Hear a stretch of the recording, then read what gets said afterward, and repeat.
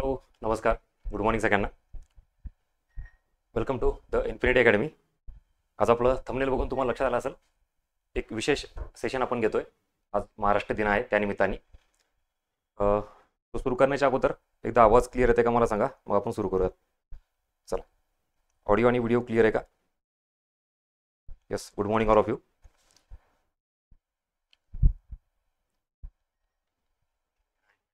Okay,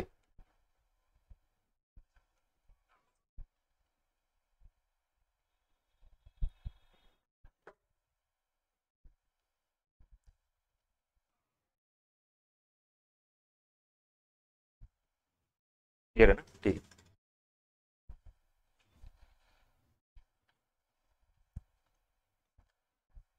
पहिल्यांदा सगळ्यांना महाराष्ट्र दिनाच्या खूप खूप शुभेच्छा. विशेषतः आपला सगळा MPC UPCचा जो वर्ग आहे, विद्यार्थी वर्ग सगळा, त्यांच्यासाठी विशेष शुभेच्छा अशा की पुढच्या वर्षी तुम्ही महाराष्ट्र दिन एका शासकीय कुठंतरी ऑफिसमध्ये साजरा कराल. फ्लॅग होस्टिंगसाठी विशेष तुम्हाला तिथं निमंत्रण असेल किंवा तुम्ही कराल, या माझ्याकडून तुम्हाला सगळ्यांना शुभेच्छा. ठीक आहे. आणि एक वर्ष आहे बघा, आजचं आपलं वर्ष आणि पुढच्या वर्षीचा 1 मे महाराष्ट्र दिन जर तुम्हाला बदलायचा असेल आणि प्रशासनात जायचं असेल तर एका वर्षाची मेहनत, त्यासाठी आपलं सगळं इन्फिनिटीचं जे काय प्लॅटफॉर्म आहे त्यासोबत आहे. तो परत एकदा शुभेच्छा आणि सुरू करूया आपल्या आजच्या सेशनला. आता आपल्या सेशनचे एक जस्ट 2 पॉईंट केलेले आहेत मी तयार. इथून पुढची आपली डायरेक्शन अशी असेल, पहिल्यांदा एक सगळ्यात गोष्ट महत्त्वाची क्लिअर करतो की आपण इकॉनॉमिकचा अँगल इथे क्लिअर करणार आहे. म्हणजे मी मागच्या काही वर्षापासून जे अर्थशास्त्र शिकवतोय त्याच्याबद्दल एक थोडीफार जी काही मला माहिती आहे, म्हणजे फार म्हणत नाही मी फार एक्सपर्ट आहे, तज्ज्ञ वगैरे असं काही, पण जे काही इकॉनॉमिक्सचं थोडंफार नॉलेज आहे मला, त्या सगळ्या गोष्टी महाराष्ट्राच्या अर्थव्यवस्थेसंदर्भात तुमच्यासमोर मांडल्या पाहिजेत असं मला वाटलं. तेव्हा विशेषतः आजचा दिवस सगळ्यात महत्त्वाचा. तर बघा, आपण 65 पर्यंत पोहोचलोय, म्हणजे महाराष्ट्र राज्य 64 वर्ष कंप्लीट झालेले आहेत. आता 65 वर्ष स्टार्ट झाले. या सगळ्या बाजूनी आपण जर आढावा घ्यायचं म्हणलं, 1 मे 1960 इथंपासून ते ऑनवर्ड सगळं पुढं भौगोलिक स्थिती नेमकी काय आहे, जॉग्राफिकल बॅकग्राऊंड, याचा पण अभ्यास सेपरेटली केला जातो. त्यासाठी आपले अमित सर एक्सपर्ट आहेत. ते तुम्ही आपल्या इन्फिनिटीच्याच याला बघितलात तर सरांचे भूगोलवरचे लेक्चर तुम्हाला फार व्यवस्थित लक्षात येतील. Next, historical background. ह्याच्यातही बऱ्यापैकी सगळ्यांचा एक रस असतो की आपण महाराष्ट्राबाबत किंवा एकूणच देशाबाबत इतिहास काय आहे तो आपण अभ्यासतो, एक उत्सुकता म्हणून. आणि सगळ्यात जास्त चर्चेत असलेला आणि सगळ्यांना आवडता जो अँगल आहे आपल्या महाराष्ट्राचा किंवा देशाचा, that is called as political angle.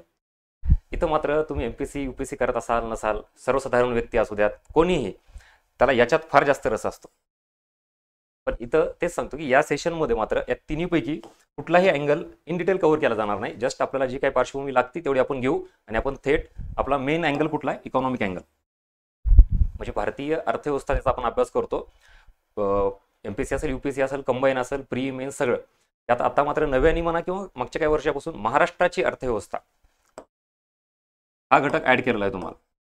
आणि मग या महाराष्ट्राच्या अर्थव्यवस्थेच्या दृष्टिकोनातून पूर्व परीक्षा, मुख्य परीक्षा, ऑब्जेक्टिव्ह याच्यासोबत सोबत डिस्क्रिप्टिव्ह जो आता नवीन पॅटर्न येणार आहे, या सगळ्या बाजूने तुम्हाला आजच्या सेशनमध्ये इनपुट मिळणार आहेत. तुम्ही जनरली बघत असाल हिंदी आणि इंग्लिश जे काही यूट्यूब चॅनल आहेत किंवा कोचिंग क्लासेस आहेत UPC साठी दिल्लीचे, याच्यामध्ये बऱ्यापैकी त्यांनी इंडियन इकॉनॉमी कव्हर केलेली आहे किंवा इतर काही स्टेट कव्हर केलेले आहेत. पण महाराष्ट्राबाबत मला एक थोडी कमतरता अशी जाणवली की मराठीमध्ये अजूनही हा वाला अँगल इकॉनॉमिकचा, म्हणजे महाराष्ट्राची अर्थव्यवस्था विथ प्रॉपर थोडा काही डेटा, काही फॅक्ट्स असा घेऊन कुठलाच व्हिडिओ किंवा लेक्चर्स हे मला जाणवलं नाहीये. तुम्हाला आज वाटलं की आजचा तो दिवस आहे की ज्याच्या दृष्टिकोनातून हे सगळे अँगल आपण बघतोय सतत कुठं ना कुठं, पण हा अँगल मात्र मिसिंग आहे. तेही मराठीमध्ये विशेषतः काही डेटा घेऊन, रेफरन्स घेऊन मग तुम्हाला मी आपली महाराष्ट्राची वाटचाल सगळी 1960 पासून ते आत्तापर्यंत आणि इथून ऑनवर्ड्स पुढे कशी असायला पाहिजे याबाबत आपण चर्चा करूया. So all about today's lecture, महाराष्ट्राची अर्थव्यवस्था. त्यामुळे इथं काय आपलं मराठी व्याकरणाचं पण काही संबंध येणार नाही किंवा हे पण अँगल येणार आहे. पहिल्यांदाच क्लिअर करतोय, हे आपलं सगळं अर्थशास्त्राच्या संबंधित लेक्चर असेल. हा, आता परत हे लेक्चर्स का बघायचं आणि फक्त MPC UPCच्याच विद्यार्थ्यांनी बघायचं का? त्याच्या व्यतिरिक्त जे जनरल आहेत त्यांच्यापर्यंत पण हे लेक्चर पोहोचलं पाहिजे. आणि त्यातून एक गोष्ट लक्षात येते, आता जस्ट लोकसभेचा निवडणुकीचा काळ चालू आहे, त्याच्यानंतर लगेच विधानसभा येणार आहे आपली, त्यातही निवडणूक आहे. म्हणून आजचा दिवस खूप जास्त इम्पॉर्टंट वाटला मला, की आपण पॉलिटिकल अवेअरनेस आपल्याला फार आहे, आपण त्यात रस घेतो. लिटरली सगळ्यांना माहिती असतं की कोण कुठून उभं राहिलेलं आहे, किती लीड येऊ शकतं. म्हणजे ह्याचा सर्वे त्या पक्षाने किंवा त्या आमदार खासदारांनी केला नसेल एवढं आपण करतो, बरोबर ना? एवढं न्यूजपेपर, एवढे आर्टिकल वाचतो, कुठला पॉलिटिकल अँगल किंवा इतिहासाचा थोडाफार आवड असल्यामुळे करतोय. पण याचा बेनिफिट काय? ॲक्च्युअल विद्यार्थ्यांनी म्हणा किंवा सगळ्यांनी, सर्वसामान्यांनी सुद्धा याचा अभ्यास केला पाहिजे. तो अँगल म्हणजे आपला इकॉनॉमीचा अँगल, जे की आपल्या डेली रुटीनला, आपल्या भविष्यासोबत, आपल्या कुटुंबाच्या आयुष्यासोबत त्याचा इथं संबंध डायरेक्टली येतो. तो घटक आपण दुर्लक्षित ठेवतो. आणि ज्या गोष्टीचा आपला काहीच संबंध नाही इन द सेन्स की आपण त्यात काहीच बदल करू शकत नाहीत, त्याच्यावर मात्र चर्चा जास्त असते. इथं मी 2 अँगल तुम्हाला मांडतो तुमच्या समोर. हा पॉलिटिकल अँगल, जे आता तुम्हाला म्हणलं ना, लोकसभा किंवा आता भविष्यात आता विधानसभा येणार आहे 2-3 महिन्यानंतर, तर ह्या सगळ्या गोष्टी इथं कामाला येणारच आहेत. कारण याच सगळ्या गोष्टींचा संबंध परत अर्थकारणाशी येतो, जे आता आपल्याला बघायचं आहे. राजकारण आणि अर्थकारण एका नाण्याच्या 2 बाजू मी म्हणू. इथं मात्र जेही कुठलाही सरकार किंवा पक्ष हे येतं सत्तेमध्ये, महाराष्ट्रातलं उदाहरण गेलं आता मी स्पेसिफिकली, आल्यानंतर हे सरकार ज्या पक्षाचं असेल वॉटेवर, त्याला आपण सरकार म्हणतो आणि महाराष्ट्र सरकार म्हणतो. आल्यानंतर हे राज्याच्या विकासासाठी धोरण तयार करणं अपेक्षित असतं. हे जे आपली पूर्ण राज्यघटना म्हणा किंवा जी सगळी पॉलिटिकल सिस्टीम असेल, ॲडमिनिस्ट्रेटिव्ह सिस्टीम असेल, व्हॉटेवर, ही काय आहे? ही गव्हर्नमेंट पॉलिसी. सरकारचं काम आहे धोरणं तयार करणे, आणि ॲडमिनिस्ट्रेटिव्ह जे काही डिपार्टमेंट आहे, सिस्टीम आहे, तिचं काम आहे ते इम्प्लिमेंटेशन करणं. ते आता तुम्ही जे भविष्यात अधिकारी होणार आहेत, तर तुम्ही पॉलिसी मेकिंगमध्ये नाही, तर तुम्ही पॉलिसी इम्प्लिमेंटेशनमध्ये असणार, एक्झिक्युशन तुम्हाला करायचं आहे. पण त्यासाठी तयार केलेली पॉलिसी एवढी चांगली स्ट्रॉंग पाहिजे की आपल्या देशात किंवा राज्यामध्ये दारिद्र्याचं प्रमाण कमी झालं पाहिजे, बेरोजगारी कमी झाली पाहिजे, रोजगार निर्मिती वाढली पाहिजे, गुंतवणुकीचं प्रमाण वाढलं पाहिजे, औद्योगिकरण वाढलं पाहिजे. त्यातही विशेषतः ठराविक एका ठिकाणीच केंद्रीकरण न होता विकासाचं विकेंद्रीकरण झालं पाहिजे, ज्याला आपण प्रादेशिक विषमता म्हणतो. या गोष्टी आल्या पाहिजेत. साक्षरता, निरक्षरता कमी झाली पाहिजे, साक्षरता वाढली पाहिजे, एज्युकेशन सिस्टीम स्ट्रॉंग झाली पाहिजे, हेल्थ सिस्टीम ती पण स्ट्रॉंग झाली पाहिजे. हे सगळं कशावर डिपेंड असतं? या पॉलिसीवर डिपेंड असतं. ही पॉलिसी कोण बनवतं? गव्हर्नमेंट बनवतं राज्याचं. आता पक्ष कुठला आहे काय डझंट मॅटर, इथं समजून घ्या फक्त की याचा इम्पॉर्टन्स किती आहे आपल्या डेली रुटीनवर. मग हे इथं हे धोरण ज्या वेळेला आपण राबवतो किंवा इम्प्लिमेंट करतो, याच्यावर आपल्या राज्याची ग्रोथ किंवा डेव्हलपमेंट डिपेंड आहे. आणि या ग्रोथ आणि डेव्हलपमेंटमध्येच काय येतं? सरळ सरळ मी जे सांगितलेले मुद्दे, की दारिद्र्याचं प्रमाण कमी असणे, बेरोजगारीचं प्रमाण कमी असणे, निरक्षरता, त्याच्यानंतर एज्युकेशन सिस्टीम, हेल्थ सिस्टीम, सगळ्याच गोष्टी आल्या पाहिजे. पायाभूत सुविधा या चांगल्या स्ट्रॉंग झाल्या पाहिजेत. हे सगळं डेव्हलपमेंटच्या अँगलनी येतं. आणि ह्याचा संबंध येतो परत इथं अर्थकारणाशी. अर्थकारण हे असं इथून इथंपर्यंत येतं, किंवा ह्या राजकारणावरच डायरेक्टली किंवा इनडायरेक्टली हे डिपेंड आहे.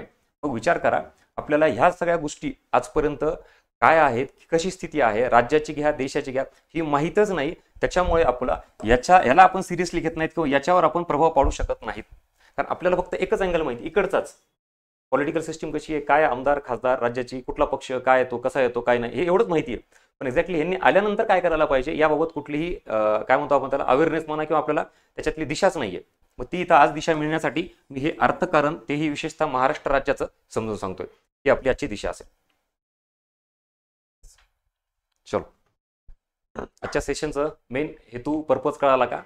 इथं आपण काय म्हणतो त्याला, फायनान्शियल लिटरसी हा जो प्रकार आहे ना, हा भारतामध्ये किंवा राज्यामध्ये याचा अजूनही महत्त्व पटलेलं नाहीये.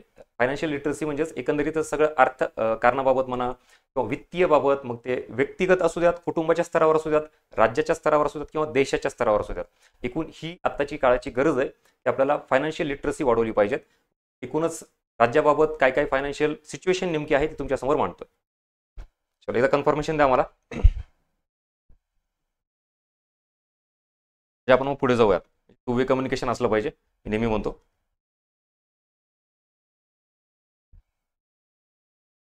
आणि मग याबाबत अजून तुमचे काही डाऊट असतील रिगार्डिंग महाराष्ट्र इकॉनॉमी, त्याबाबत आपण डिस्कस करू सगळ्यात शेवटी.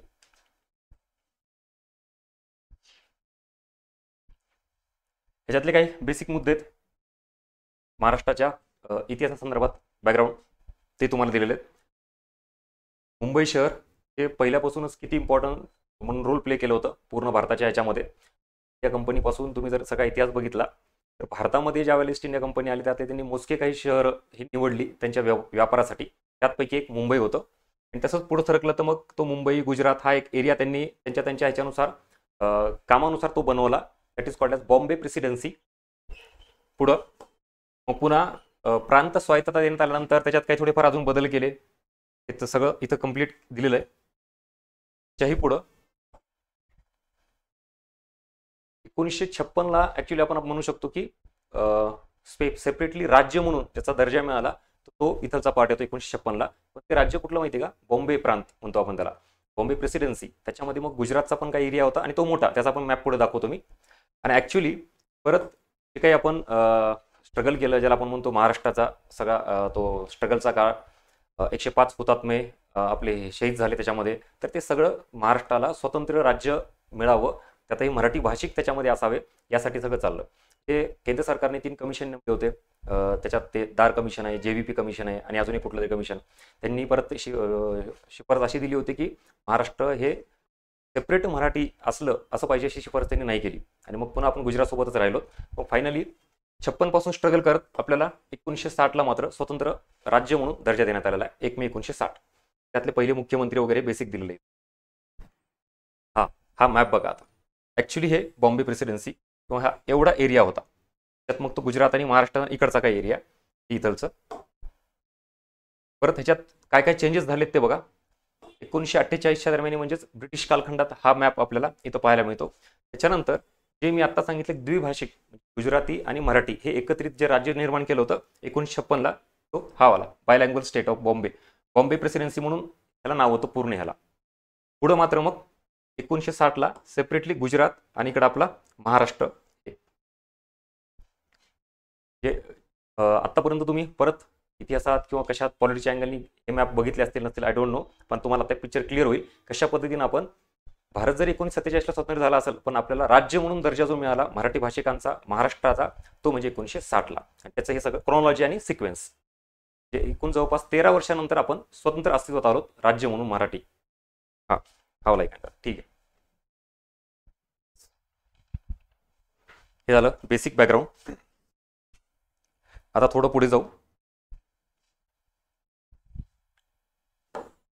तुम्ही बघा इतर राज्याच्या तुलनेमध्ये कुठल्याच राज्याच्या नावामध्ये राष्ट्र नाहीये, ते आपल्या इथं आहे. हे महाराष्ट्र राज्य म्हणून नाहीये तर राष्ट्र म्हणून ह्याला एवढं इम्पॉर्टन्स आहे.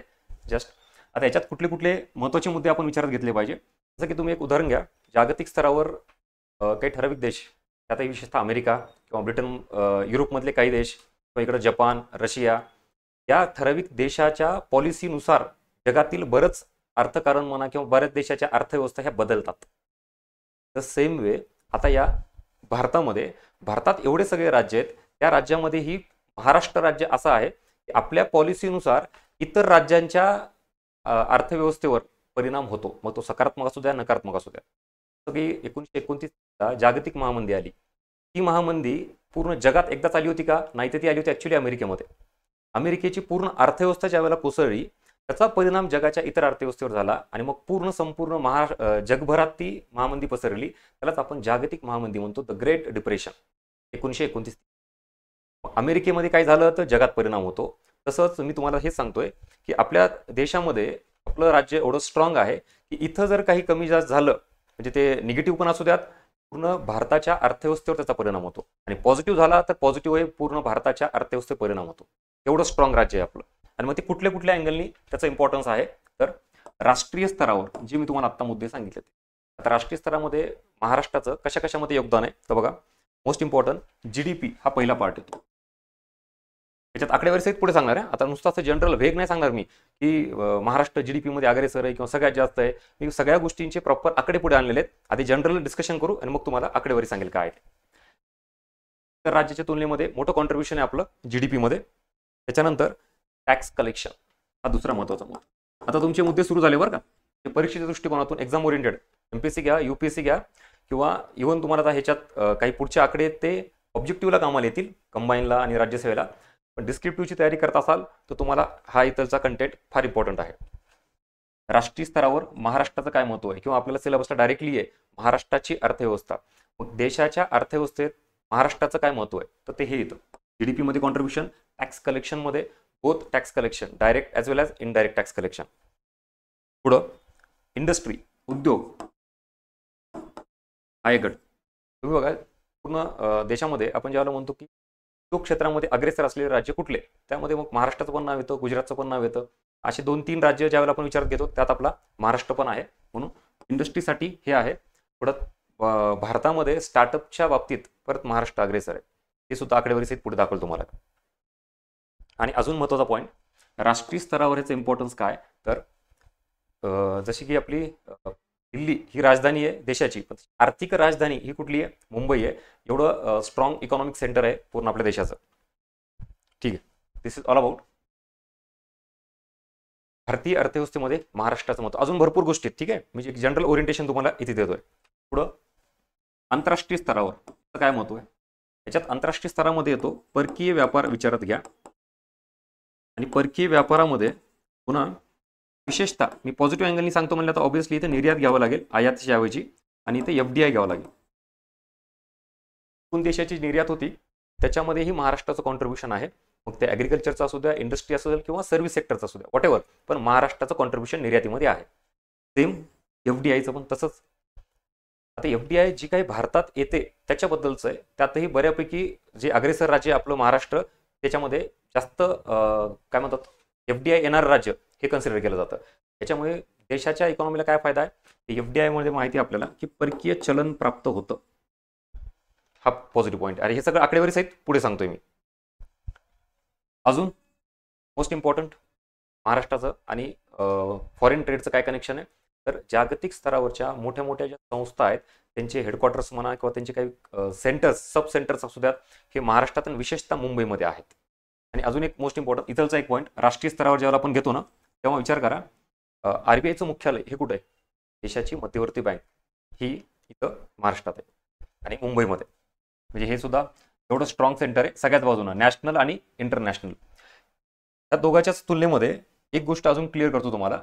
ज्यावेळेला आपण भारत म्हणून विचार करतो देश, त्यात तुम्हाला एक जाणवेल असं चेंजेस सांगतो. कारण आता इथं RBIच्या मुख्यालयाचा विषय आला म्हणून तुम्हाला सांगतो.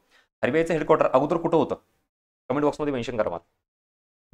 RBIचं मुख्यालय हेडक्वार्टर्स अगोदर कुठं होतं आणि आता कुठं आहे. कोलकाता होतं का, म्हणजे वेस्ट बेंगॉल, पश्चिम बंगाल हे एक राज्य. आणि आता RBIचं 2 मिनिटासाठी रेफरन्स सोडून द्या. आता घ्या पंजाब, दुसरं राज्य. जर थोडंफार नीट इतिहास बघितला किंवा स्वातंत्र्यापासून थोडंफार काय असं वाचलं तर लक्षात येईल पश्चिम बंगाल हे त्यांच्या काळात म्हणा किंवा स्वातंत्र्याच्या वेळी म्हणा खूप स्ट्रॉंग राज्य होतं. त्यातही तिथलचे काही उद्योगधंदे म्हणा हे पण जास्त अग्रेसर होते सगळ्याच बाबतीत. जसं आत्ता आपण महाराष्ट्र देशाची आर्थिक राजधानी म्हणतो तसं कोलकाता पण फार जास्त स्ट्रॉंग होतं. पण काय असं झालं की नंतर हे राज्य डिक्लाइन झालं. आज तुम्ही बघा वेस्ट बेंगॉलची काय अवस्था आहे. कोलकाता हे फार अशा इम्पॉर्टंट शहरामध्ये येतं का. भारतामधले असे महत्त्वाचे शहर ज्यावेळेला आपण नाव घेतो तेव्हा याची रँकिंग कुठे आहे लक्षात आलं का. वेस्ट बेंगॉलचं हे काय कमी कमी होत गेलंय राज्य. सेम तसंच पंजाबचं पण इम्पॉर्टन्स बघा ना आधी किती होतं. त्यातही विशेषतः पंजाबला बेनिफिट म्हणलं तर हरित क्रांती, ग्रीन रिव्होल्युशन कुठं झालं, तिकडं नॉर्थकडं झालं, त्याचा फायदा जास्त होता ना. एवढं सगळं तिथलचं आधी होऊन सुद्धा हे राज्य एवढं स्ट्रॉंग असताना ॲग्रिकल्चर फील्डमध्ये काय झालं परत. आज पंजाबची अवस्था काय. हे सांगण्यामागचा उद्देश आहे की बघा राज्याला त्या सर्वोच्च लेवलला न्यायला जिओग्राफिकल काही ॲडव्हान्टेजेस हे तर असतात. हिस्टॉरिकल पण काही ॲडव्हान्टेजेस होते. ब्रिटिशांनी त्यांच्या काळानुसार तिथं डेव्हलपमेंट केली आहे, पण ते टिकवता आली पाहिजे. या दोन्ही राज्याबद्दल जर थोडाफार नीट अभ्यास केला तर लक्षात येतात की खूप व्यवस्थित चांगली प्रगत राज्य होती. आज मात्र अजिबात तसं नाही. त्याही रँकिंगमध्ये बघा आज हे 2 राज्य टॉपला आहेत का, टॉप 5 मध्ये, टॉप 10 मध्ये नाहीत. तर मग तुमच्या समोर उदाहरण सांगतोय की हे प्रगत राज्य होते पण खाली घसरले. आता आपण ह्याच सगळ्या गोष्टी कोणासोबत लागू करतोय, महाराष्ट्रासोबत. महाराष्ट्र आधी कुठं होतं, आता कुठं आहे, आणि अजूनही जर प्रगत राज्य आहेच तर मग आता आपल्याला सुद्धा टिकवावं लागेल. नाही तर मग आपला नंबर इथं 3रा येतो. वेस्ट बेंगॉल, पंजाब आणि महाराष्ट्र घ्या. पुन्हाही असं कधीतरी काही वर्षांनी आपल्याला सांगावं लागेल की आपलं राज्य असंच प्रगत होतं, खूप गोष्टी सगळ्या पॉझिटिव्ह होत्या, पण कालांतरानं काहीतरी रिझन असतील, इंटरनल एक्सटर्नल किंवा पॉलिटिकल इन्स्टॅबिलिटी असेल, व्हॉट एव्हर, गव्हर्नमेंट पॉलिसी असेल, कुठल्याही कारणाने मग आपला इथं खाली नंबर येईल असंच पुढे सांगावं लागेल आपल्याला. याचसाठी हा अवेअरनेस महाराष्ट्राच्या अर्थव्यवस्थेबद्दल मी क्रिएट करतोय तुम्हाला विथ प्रॉपर रेफरन्स, डेटा आणि एक्झाम्पल सहित. पुढं भौगोलिक महत्व. हा, आता ह्याचा एक ॲडव्हान्टेज असतो कुठल्याही देशाला म्हणा किंवा राज्याला, त्यावेळेला तुम्ही जॉग्राफिकल विचारात करताय त्याच्यामध्ये सगळ्यात महत्त्वाचा पॉईंट येतो क्षेत्रफळ. क्षेत्रफळाच्या दृष्टिकोनातून बघा, आपण तिसऱ्या क्रमांकाचं राज्य आहोत, म्हणजे बऱ्यापैकी एरिया फार मिळाला. जेवढा एरिया चांगला आहे तेवढं तुम्हाला एक्सपान्शन करता येतं. एखादं राज्य असेल फारच छोटं आहे तर त्याचं काय एक्सपान्शन करणार तुम्ही? तिथं इंडस्ट्री सेक्टर वाढवणार का ॲग्रिकल्चर सेक्टर वाढवणार? नथिंग. मग ती मर्यादा येते. त्या बाबतीत आपण इथं विचार करा, फॉर्च्युनेट आहोत की आपल्याला जॉग्राफिकल एरिया फार जास्त मिळालेला आहे. आपण तिसऱ्या क्रमांकाचा आहोत. मग एक नंबरचं तुम्हाला माहिती राजस्थान आणि नंतर मध्य प्रदेश आहे, आपण थर्ड नंबरला आहे. पुढे लोकसंख्या. लोकसंख्येमध्ये पण आपण इथं बघितलं तर दुसऱ्या क्रमांकाचे आहेत उत्तर प्रदेश नंतर. तर हा तर ॲक्च्युअली निगेटिव्ह पॉईंट पाहिजे नाही. लोकसंख्या याला आपण मनुष्यबळ अँगलने बघू, ह्युमन रिसोर्स, ह्युमन कॅपिटल ह्या अँगलने जर बघितलात तर देशाची लोकसंख्या किंवा राज्याची लोकसंख्या ही त्या राज्याच्या विकासासाठी कामाला येऊ शकते. पण आता जर त्याचा वापर केला तर त्याच लोकसंख्येमध्ये प्रॉपर एज्युकेशन, स्किल, हेल्थ असे काही फॅक्टर्स आपण इम्प्रूव्ह केले पाहिजेत, जेणेकरून आपल्याला आपल्या लोकसंख्येचा फायदा घेता येतो राज्याच्या विकासासाठी. त्यालाच आपण डेमोग्राफिक डिव्हिडंड म्हणतो बघा. लोकसांख्यिकीय लाभांश घेणे हा एक आपल्याला ॲडव्हान्टेज आहे. दोन महत्त्वाचे ॲडव्हान्टेज सांगितले तुम्हाला मी जॉग्राफीच्या अँगलनी. नेक्स्ट पुढं अजून एक सगळ्यात महत्त्वाचं जे आपण नाही तयार करू शकत तो म्हणजे समुद्रकिनारा. दिस इज ऑल्सो जॉग्राफिकल ॲडव्हान्टेजेस आपल्याला, जे बऱ्याच राज्यांना ते नाही आपल्याला आहे. मग नैसर्गिक संसाधनं, त्यामध्ये एक समुद्र संसाधनं ते आपल्याला रेडीमेड मिळत आहेत. आपण फॉर्च्युनेट आहोत की आपल्याला ते लगतचा सगळा समुद्र किनारा आहे 700+ किलोमीटरचा. हे एक झालं जॉग्राफीमध्ये. पुन्हा अजून शेतीसाठी अनुकूल वातावरण. आता वातावरण पण महत्त्वाचं रोल प्ले करतो ना. म्हणजे तुम्ही जर बघा काही त्यामध्ये पर्यावरणामध्ये असं काही सिच्युएशन आहे की जिथं आपण काही शेती करू शकत नाहीत, तर मग आपल्याकडं असलेला हा सुपीक सगळा प्रदेश किंवा सपाटीकरण असलेला प्रदेश, शेतीसाठी अनुकूल असलेली माती, ह्याचा काही उपयोगच झाला नसता आपल्याला. त्यामुळे तो एक जॉग्राफिकल ॲडव्हान्टेज आपल्याला आहे. पुढे अजून एक स्टार मार्क करा. भूगोलामध्ये सगळ्या गोष्टी वाचताय. मिनरल्स, खनिज संपत्ती, ह्याच्यानं सुद्धा संपन्न आहे ना महाराष्ट्र.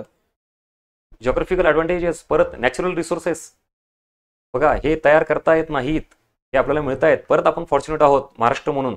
मग एवढं जर सगळं पॉझिटिव्ह पॉईंट इथं बघितलं असाल तर आपण कुठल्या कुठल्या अँगलनी हे आहेत, म्हणजे राष्ट्रीय स्तरावर बघितलं, आंतरराष्ट्रीय स्तरावर, आता जॉग्राफिकल तर खनिज संपत्ती पण आपल्याकडे आहे, जेणेकरून आपल्याला फक्त महाराष्ट्राच्याच डेव्हलपमेंटसाठी नाही तर देशाच्या डेव्हलपमेंटसाठी ही नॅचरल रिसोर्सेस कामाला येत आहेत. पुढं नदी प्रणाली ते पण आपल्याकडे आहे. असं नाही की नदी नाही आहेत. तुम्ही बघा काही राज्यांची अवस्था किंवा जागतिक स्तरावर काही देशांचा अवस्था जर बघितला तर तिथं नदी प्रणाली किंवा गोडं पाणी हे अवेलेबल नसतं. आपल्याकडं ते पण आहे.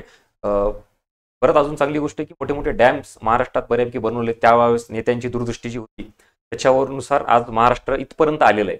आता इथून पुढे तर टिकल नाही टिकल तोच तर सगळा भाग आपल्याला डिस्कस करायचा आहे. पण हे सगळं नदी प्रणाली असू द्या किंवा डॅम्स असू द्या मोठे, this is all about geographical angle. आपण त्याच्याबाबत ॲडव्हान्टेज आहोत. नेक्स्ट पुढे तो सांस्कृतिक महत्त्व. आता सांस्कृतिक घ्या, ऐतिहासिक घ्या, या दोन्ही बाबत भरपूर काही गोष्टी आहेत. म्हणजे आपल्याला संत परंपरा जी आपली लाभलेली महाराष्ट्राची ही फार मोठी ॲसेट आहे. आता ती कशा पद्धतीने आपण वापरतो, काय करतोय हे आपल्यावर आहे. ही संत परंपराच नाही तर एकूण ऐतिहासिक पार्श्वभूमी सुद्धा बघा. म्हणजे ह्याच्यामध्ये आता भरपूर मोठी लिस्ट आहे. छत्रपती शिवाजी महाराज असू द्या, त्याच्यानंतर परत अजून पुढे सगळेच इव्हन बाबासाहेब आंबेडकर घ्या, महात्मा फुले, शाहू महाराज, सगळे हे जे आहेत ना, म्हणजे इथं संत परंपरा घ्या किंवा ऐतिहासिक पार्श्वभूमी, त्यांनी एवढं चांगलं काम करून ठेवलंय महाराष्ट्रामध्ये. आता त्यांचं काम झालंय, पण आपल्याला अजूनही अपेक्षा असते की आता असंच कोणीतरी अजून जन्माला यावं, मग अजून त्यांनी परत सगळं बदलावं. म्हणजे त्यांनी तेव्हाही काम केलेलं आहे, सगळं स्वतः त्याग करून समाजासाठी महाराष्ट्राचं एक कितीतरी वर्षांचं व्हिजन त्यांनी सेट करून काम केलं होतं. आणि आज आपण फक्त ते पुढं न्यायचं असतं, पण नाही, आपल्याला अजूनही तेच त्यांनी यावं, त्यांनी जन्माला यावं आणि मग त्यांनी सगळं करावं. मग आपण काय फक्त सुख उपभोगायचं का? पण त्यांनी जो हा महाराष्ट्र तयार केलेला आहे एवढा सगळ्या चांगल्या अँगलनी, म्हणजे देशात असू द्या किंवा जगात असू द्यात, या महाराष्ट्राच्या खूप पॉझिटिव्ह गोष्टी आहेत. विशेषतः मी ह्या बाबतीत तरी म्हणेल सांस्कृतिक आणि ऐतिहासिक बाबत आपल्याला असं कुठल्या राज्यामध्ये म्हणा किंवा कुठल्या देशात हे पाहायला मिळणार नाही. एवढा स्ट्रॉंग वसा किंवा हा वारसा, ही स्ट्रॉंग ॲसेट आपल्याकडे, म्हणजे ह्या बाकी जॉग्राफिकल ॲसेटपेक्षा ही प्रचंड आहे. पण आपण काय करतोय किंवा राज्य म्हणून किंवा कुठला देश ऍक्च्युली याच्या फार जास्त मागे लागलोय, बाकीच्या भौतिक किंवा ज्या ऍसेट वापरायच्या त्या, पण ही ऍसेट तशीच आहे. हे सोनं जे आहे ना हे तसंच पडू नये.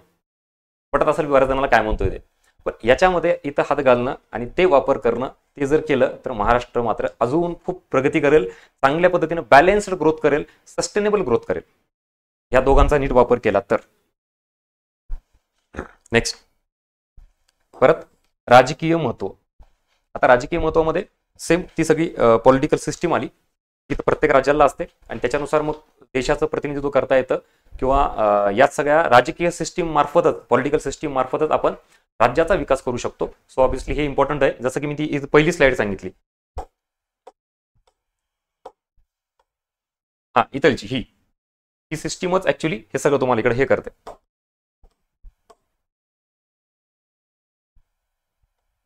हा so this is all about basic point regarding Maharashtra. चला इथपर्यंत लक्षात आलं, कळतं का? एक नवीन अँगल ओपन झाला का? आज महाराष्ट्र दिनी काहीतरी आपण नवीन नॉलेज घेतोय. तुम्हाला कितीतरी बुक्स वाचावी लागतील ह्यासाठी, पण जर हे एक लेक्चर केलं तुम्ही, काय 1-1.5 तास 2 तास जे आपलं होईल, हे खूप वेगळा अँगल कळेल, खूप वेगळा महाराष्ट्र आपल्या समोर येईल, तो या सध्याच्या काळाची गरज आहे. आणि या सगळ्या गोष्टीमुळे एक अवेअरनेस क्रिएट होईल की खरंच आपण त्या गोष्टीकडे बघायला पाहिजे, त्याच्याकडे न बघता आपल्या समोर जे दाखवलं जातं आपण तेच बघतोय, किंवा आपल्याला ते सोपं आहे, इझी आहे, मोबाईलवर, व्हॉट्सअपवर किंवा टीव्हीवर दिसतं त्याच्यावरच आपण गुंतून आहेत. पण खरा महाराष्ट्र किंवा काय होता आणि आता सध्या काय आहे ह्याच्यामध्ये आपण काय कॉन्ट्रीब्यूट करू शकतो. आता लोकसभा इलेक्शन आहे, पुढे विधानसभा इलेक्शन आहे, या सगळ्या गोष्टीमुळे तुम्हाला थोडा अवेअरनेस निर्माण झाला की तुम्ही योग्य तो काय म्हणतात ते निवड ही समोरच्या व्यक्तीची करू शकता.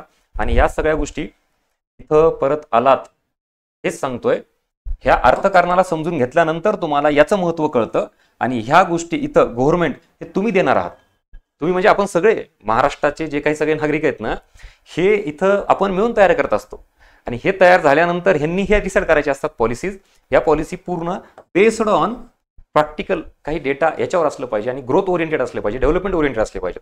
मग पुन्हा आपण त्यांना दोष देऊन फायदा नसतो का? कारण हे निवडायचं काम कोणी केलेलं आहे? आपणच केलेलं आहे. तर मग आपण दोष देऊन काय करायचं? तर सो ही संधी आपल्याकडे आहे. आज महाराष्ट्र दिन मी तुम्हाला तेच सांगतोय. ह्याच्यासाठी आपण खूप काही नॉलेज घेऊन, एक्सपर्ट घेऊन कोणाला काय बोललं पाहिजे काय नाही. तुमच्या समोरची सर्वसाधारण परिस्थिती आहे विथ सम फॅक्ट्स मी मांडतोय, बाकी तुम्ही निर्णय घ्या. आणि याच्या मागचा असाही उद्देश नाही की काहीतरी अवेअरनेस क्रिएट करायचा आहे, कुठल्या तरी पक्षाला फेवर करायचं आहे, नथिंग. त्यांना माहिती मी म्हणजे फार वर्षापासून मला फॉलो करतायत, मी इकॉनॉमिक्स शिकवतोय स्वतः. माझं अर्थनीती म्हणून इन्स्टिट्यूट ऑफ इकॉनॉमिक्स मी एक प्लॅटफॉर्म ओपन केलेलं आहे. आपले इकॉनॉमिक्सचे बुक्स पण आहेत. खूप वर्षापासून मी या विषयामध्ये अभ्यास करतोय, त्यामुळे मला असं वाटलं एक हा अँगल आपल्या आज महाराष्ट्र दिनी ओपन केला पाहिजे. That's it. This is only purpose behind this lecture. चला समजतं इथपर्यंत? आणि हा कंटेंट किंवा हा सगळा अँगल आवडत असेल तर नक्की लाईक करा व्हिडिओला आणि तुमचे फीडबॅक कमेंट बॉक्समध्ये नक्की मेन्शन करा. जास्तीत जास्त लोकांपर्यंत पोहोचवा, कारण मराठीमध्ये आपल्या ह्या अशा काही गोष्टी ज्या अवघड आपल्या समोर येत नाहीत तर ते आपण आणायचा प्रयत्न करतोय. सो नक्की याला प्रोत्साहन द्या. जास्तीत जास्त तुमच्या विद्यार्थ्यापर्यंत, तुमच्या मित्रापर्यंत शेअर करा. आणि ही इन्फॉर्मेशन अशी आहे की फक्त एमपीसी यूपीसीसाठी नाही आहे, एक जनरल आपल्याला कळायला पाहिजे काय महाराष्ट्र आधी काय होता, आता काय आहे, कशी प्रगती आहे, पंजाबचं काय झालंय, वेस्ट बेंगॉलचं काय झालेलं आहे, कशामुळे झालंय, मग महाराष्ट्रात काय परिस्थिती येऊ शकते का, एक जनरल अवेअरनेस आपल्याला यावं.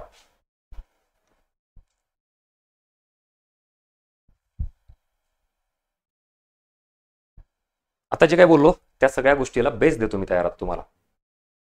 आता याच्यात आपल्याला काही पॉझिटिव्ह आहे, निगेटिव्ह आहे, नथिंग. जी सिच्युएशन येते आहे मी तुम्हाला सांगितलं की परकीय व्यापारात महाराष्ट्र अग्रेसर आहे, जीडीपी मध्ये अग्रेसर आहे. तर मग काय आहे ते डेटा इथं समोर तुमच्या देतोय.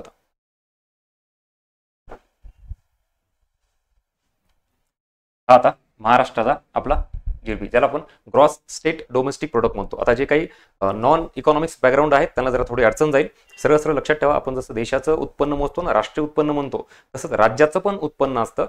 देशाचं उत्पन्न म्हणजे ही समजा देशाची बाउंड्री आहे, पूर्ण भौगोलिक क्षेत्र. याच्यामध्ये ज्या काही आर्थिक क्रिया घडत आहेत, ज्या काही वस्तू सेवा निर्माण होत आहेत त्या आपण पैशाच्या स्वरूपात मोजतो. आणि जो काही आकडा येईल तर आपण राष्ट्रीय उत्पन्न म्हणतो देशात.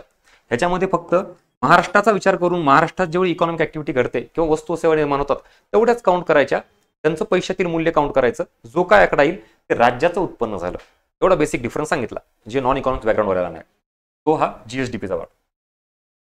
तर बघा आत्ताचं वर्ष दिलेलं आहे इथं, तर 38.79 लाख कोटी रुपये एवढा आपला राज्याचा जीडीपी आहे आणि स्थापनेच्या वेळेला किती होता, तर हा फक्त 2,249 कोटी रुपये होता. इथून जी आपली उडी मारली आहे ती इथपर्यंत मारलेली आहे. हा ह्यूज डिफरन्स बघा तुम्ही किती येते.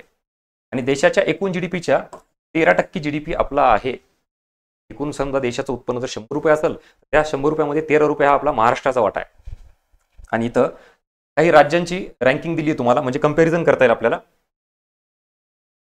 तर महाराष्ट्र टॉपला बघा 13%, त्याच्यानंतर तामिळनाडू येतं, त्याच्यानंतर गुजरात, मग कर्नाटक, मग उत्तर प्रदेश. हे एकूण 100 रुपयामध्ये त्यांचा एवढा वाटा आहे. 13% सगळ्यात हायेस्ट आहे आपला. म्हणजे 10च्या वर असणार आपणच एक राज्य, बाकी सगळे 10च्या खाली आहेत. मग हे म्हणूनच देशात सगळ्यात श्रीमंत राज्य किंवा सगळ्यात महत्त्वाचं राज्य आता कळालं का. म्हणजे जर महाराष्ट्रात काय उलथापालथ झाली, महाराष्ट्राची इकॉनॉमी जर कोलॅप्स झाली, तर विचार करा देशाच्या इकॉनॉमीला धक्का लागतो. केंद्र सरकारच्या सुद्धा पॉलिसीज ठरताना केंद्र सरकारचं म्हणजे पंतप्रधान कोणी असो, कुठलाही पक्ष असू द्या, महाराष्ट्रात त्याचं लक्ष असतं. कारण एवढा मोठा सोर्स आहे महाराष्ट्रातून देशाच्या उत्पन्नाचा, आणि जर इथंच डिस्टर्ब झालं तर पूर्ण इकॉनॉमीला धक्का बसतो आणि सगळे गणित बिघडतात. म्हणून महाराष्ट्र हा सगळ्यात इम्पॉर्टंट रोल प्ले करतो भारताच्या अर्थव्यवस्थेमध्ये. चला, डेटा पण क्लिअर केला तुमचा. आधी फक्त स्टेटमेंट सांगितलं होतं. इथं काही इथं डिस्ट्रिक्ट दिलेले आहेत. त्यामध्ये देशपातळीवर एकूण डिस्ट्रिक्ट कॉन्ट्रीब्यूट करतात 50%, म्हणजे देशाच्या जीडीपीच्या 50% जीडीपी अशा काही सिलेक्टेड जिल्ह्यांमधून येतो. आणि त्या सिलेक्टेड जिल्ह्यांमध्ये मुंबई शहर एक आहे, पुणे एक आहे, ठाणे, नागपूर, नाशिक. आपले याचे एवढेच बघायचं. हे मुंबई, पुणे, ठाणे, नागपूर आणि नाशिक. विचार करा त्या शहरामध्ये, त्या जिल्ह्यामध्ये हे आपले एवढे 1, 2, 3, 4 आणि 5 जिल्हे येतात. इथं मेन्शन केलेलं आहे. डेटा तुम्हाला पुढं. आता पुन्हा हे झालं देशपातळीवर एकूण राष्ट्रीय उत्पन्न किती, महाराष्ट्राचं कॉन्ट्रीब्युशन किती. तुम्ही आता फक्त राज्याच्या लेवलला आलात, महाराष्ट्राच्या जीडीपी बाबत विचार केला, स्टेट जीडीपी याला म्हणतो आपण. त्याच्यामध्ये ॲग्रिकल्चर सेक्टरचा 13% वाटा आहे, उद्योग क्षेत्राचा 26% आणि सर्व्हिस सेक्टरचा 60%. म्हणजे जवळपास देशासारखंच आहे. देशाच्या जीडीपीमध्ये सर्वाधिक वाटा कोणत्या क्षेत्राचा आहे, सेवा क्षेत्राचा. इथं सेम वे महाराष्ट्रात सुद्धा सर्वाधिक वाटा सेवा क्षेत्राचा आहे. पर्सेंटेज सहित तुम्हाला ते दिलेलं आहे.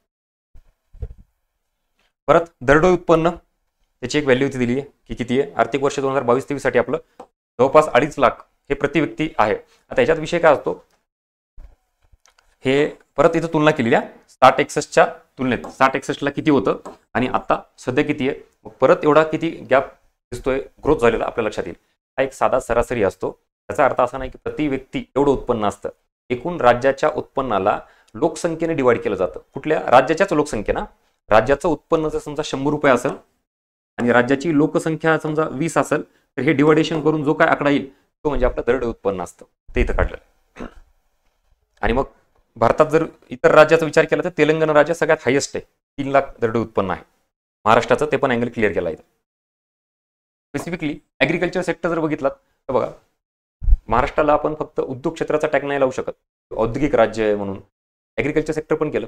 इथं तुम्ही बघा ह्या सगळ्या बाबतीत एकूण महाराष्ट्राच्या भौगोलिक क्षेत्रापैकी इथं 54% क्षेत्र हे निव्वळ पेरणी खाली आहे.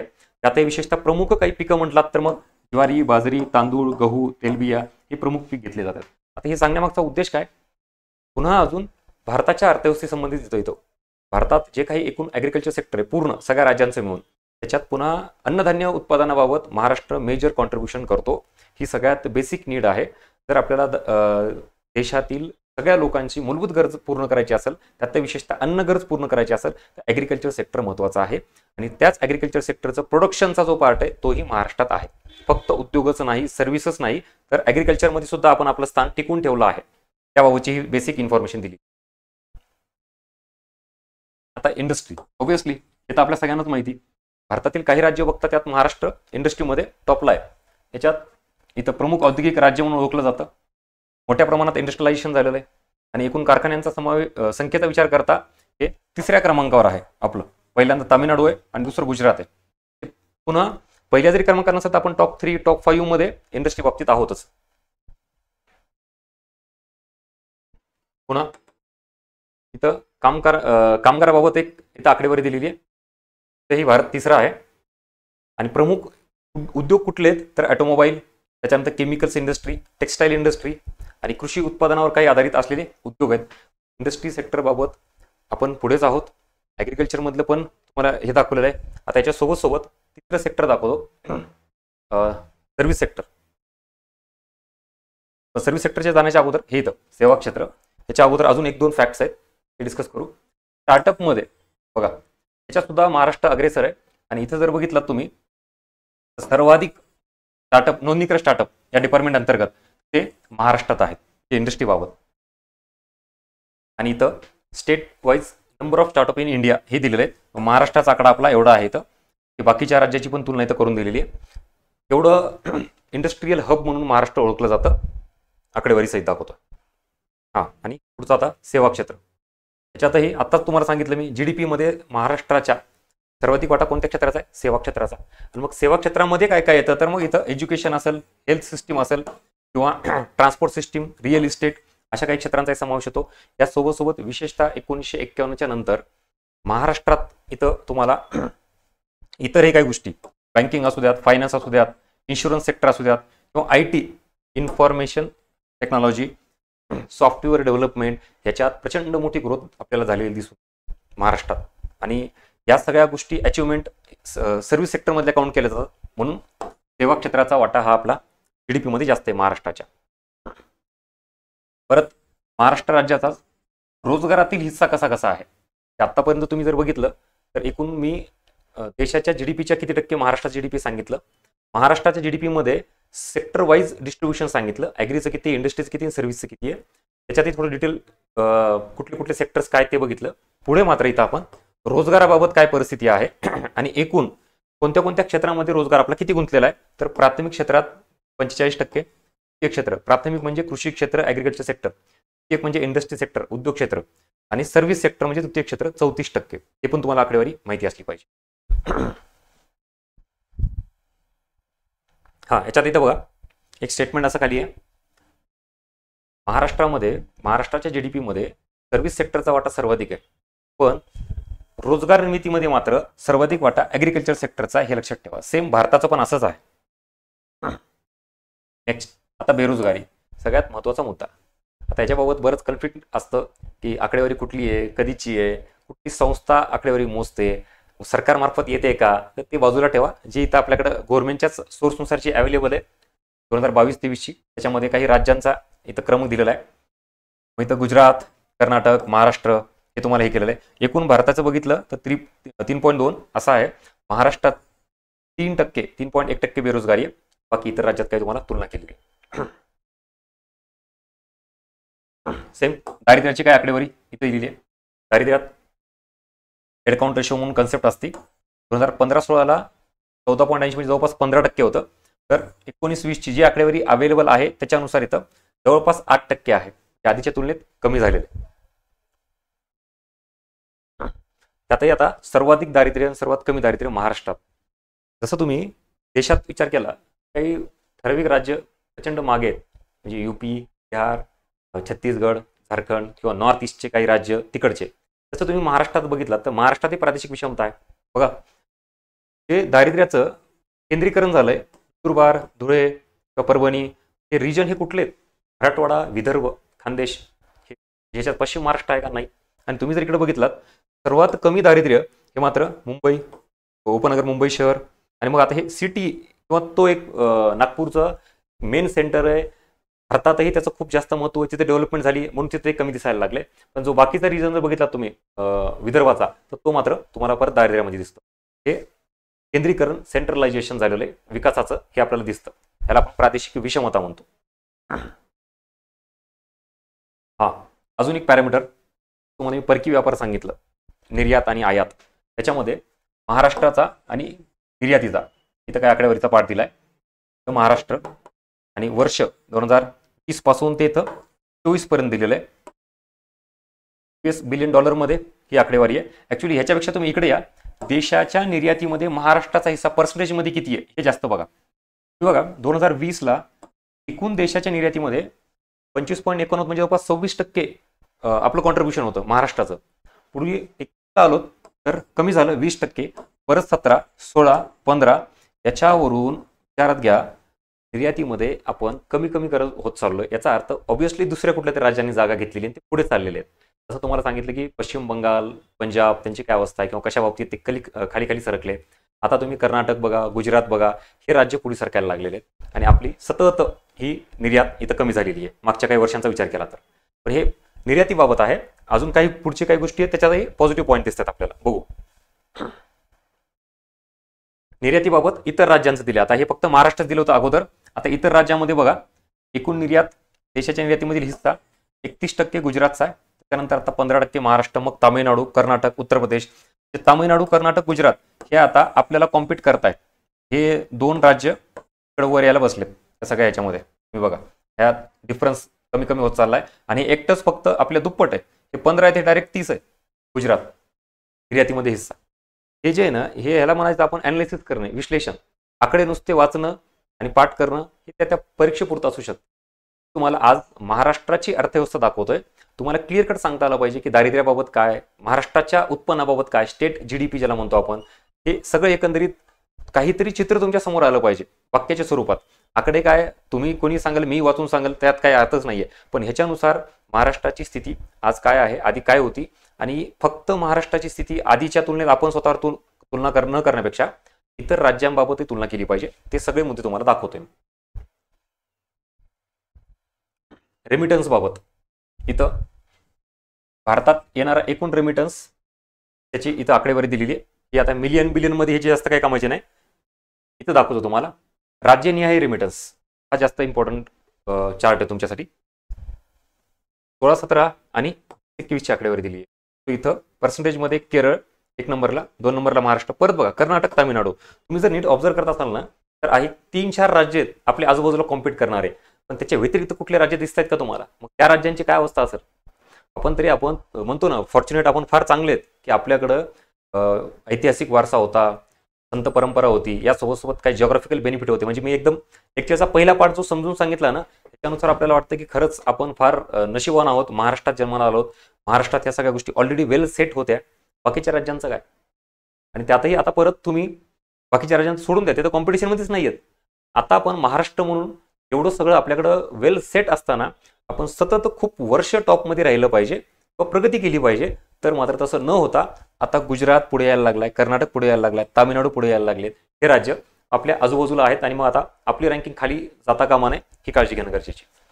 इकडं परत थोडंफार इकडची आकडेवारी बघता महाराष्ट्र 2 नंबरला होता, इथं 1 नंबरला गेला. म्हणजे हे रेमिटन्स बाबतीत आहे. फक्त लक्षात ठेवा रेमिटन्सचा प्रकार हा आपल्या देशात बाहेरून येणारा पैसा असतो. त्याच्यामुळे ह्याला फार जास्त स्वतःला चांगलं म्हणून घेण्यात अर्थ नाही. राज्यात ऍक्टिव्हिटी झाली का, काही प्रोडक्शन झालंय का, इन्व्हेस्टमेंट झाली आहे का, त्याच्यानुसार जर रँकिंग 1 ला असली तर मान्य असतं. महाराष्ट्रातील व्यक्तीला, जनतेला त्याचा फायदा झाला असता, तरुणांना फायदा झाला असता. रेमिटन्स म्हणजे तिकडून येणारा पैसा आहे, ह्याच्यात टॉपला असून काय फायदा नाही. फायदा नाही इन द सेन्स की राज्यात तुम्ही फार काही असं दाखवू शकत नाही की आम्ही स्ट्रॉंग आहेत म्हणून. फायदा तर ऑब्व्हियसली असणारच, कारण परकीय चलन मिळणार आहे. नेक्स्ट FDI प्राप्त करणारे राज्य. याच्यानुसार परत इथं महाराष्ट्र देशाच्या एकूण FDI मध्ये एवढी FDI ओढतो. मग ती सिच्युएशन चांगली आहे म्हणा, गव्हर्नमेंट पॉलिसी किंवा इन्फ्रास्ट्रक्चर इतर राज्याच्या तुलनेमध्ये चांगलं आहे. ह्याचा अर्थ आपण स्वतःला परत पाठ थोपटून घ्यायची गरज नाही. भारतात जेवढे राज्य आहेत त्या राज्यापैकी MNC कंपनीला किंवा परकीय कंपनीला यावं वाटतं, त्याच्यासाठी मोजकेच 2-4 ऑप्शन आहेत. संपलं ना. UP मध्ये ना, बिहारमध्ये ना, छत्तीसगड, झारखंड, नॉर्थ ईस्ट तो कुठं जाऊ शकत नाही. म्हणून मग उरलं काय, महाराष्ट्र, गुजरात, कर्नाटक हे 4-5 राज्य. त्यात मग बऱ्यापैकी आपली आधीची जी सगळी बॅकग्राऊंड बेस असलेली सगळी पार्श्वभूमी आहे ना, त्याचा जास्त फायदा मिळतो. म्हणून इथं आपण टॉपला आहे. बाकी मग परत कर्नाटक आहे, दिल्ली, गुजरात, तामिळनाडू. तुम्ही बघा आता हे राज्य. आता अजून एक अशी गोष्ट कर्जाची. आता याचा संबंध आपल्या सर्वसामान्यांसोबत येत नाही, पण याचा परिणाम मात्र आपल्या सर्वसामान्यांवर पडतो. कारण आपण ह्या गोष्टीपासून फार दूर असतो. कशाचं कर्ज, सरकारवर किती कर्ज, काय टेक्निकल गोष्ट आहे, ही माहिती असणं अपेक्षित नाहीच आहे आपल्याला. पण याचा परिणाम मात्र प्रचंड जास्त होतो.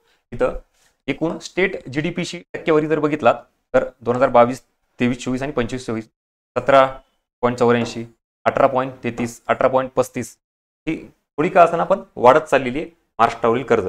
आणि याचा परिणाम हा ऑब्व्हियसली निगेटिव्हच असतो, पॉझिटिव्ह अजिबात नसतो. कारण घेतलेली कर्ज ह्याच्यात अजून एक आहे, ज्यात थोडंफार इकॉनॉमिक्स माहिती आहे किंवा आपलं UPSCचा विद्यार्थी अभ्यास करणार असतात त्याला माहिती, घेतलेली कर्ज ही महसुली खर्चासाठी करताय की भांडवली खर्चासाठी करताय. हे सरळ सरळ तुम्ही कर्ज घेताय 100 रुपये, तर त्यात जर तुम्ही इन्फ्रास्ट्रक्चर डेव्हलप करत असाल, कुठल्या एखादा प्रोजेक्ट बांधत असाल, तर मात्र त्या कर्जाचा चांगला उपयोग होतोय. पण जर रेव्हेन्यू एक्सपेंडिचरसाठी वापरत असाल, व्याज खर्च असेल, तुमची सॅलरी देणं असेल, असा डेली रुटीनचा खर्च असेल, तर मात्र हे घातक आहे. आणि महाराष्ट्रात किंवा कुठल्याही आपल्यासारख्या राज्यात जर विचार केला तर तो ऑब्व्हियसली इन्फ्रास्ट्रक्चरवाला खर्च कमी आहे आणि रेव्हेन्यू खर्च जास्त आहे. कारण त्याच्यात तुम्हाला तो खर्च टाळता येत नसतो, करावाच लागतो. हे लिमिटेशन्स आहे.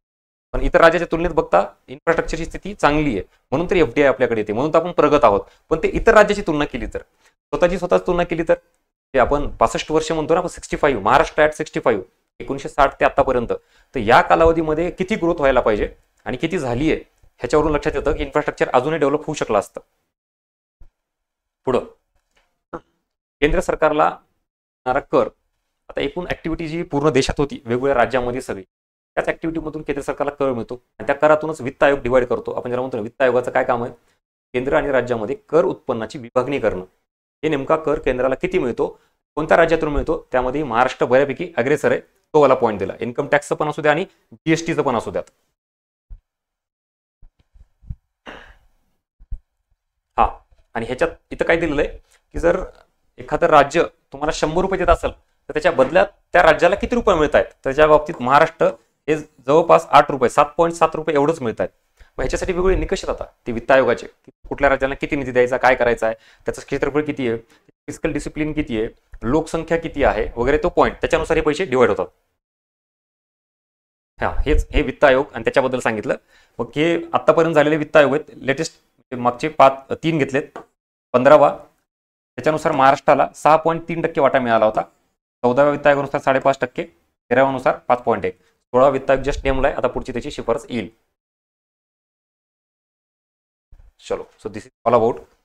मी ज्या गोष्टी सांगितल्यात त्याच्यामध्ये काही तथ्यात्मक बाबी, फॅक्ट्स, रेफरन्स घेऊन तुमच्या समोर सगळं मांडलंय. इथंपर्यंत महाराष्ट्राची अर्थव्यवस्थेचं पिक्चर क्लिअर झालं का? एक नवीन अँगल मिळाला का महाराष्ट्राच्या अर्थव्यवस्थेकडे बघण्याचा? या सगळ्या गोष्टी तुम्हाला डायरेक्टली परीक्षेला कामाला येणार आहेत. सोबत डिस्क्रिप्टिव्हचा अँगल असेल तर तोही तुम्हाला मेन्शन करता येईल.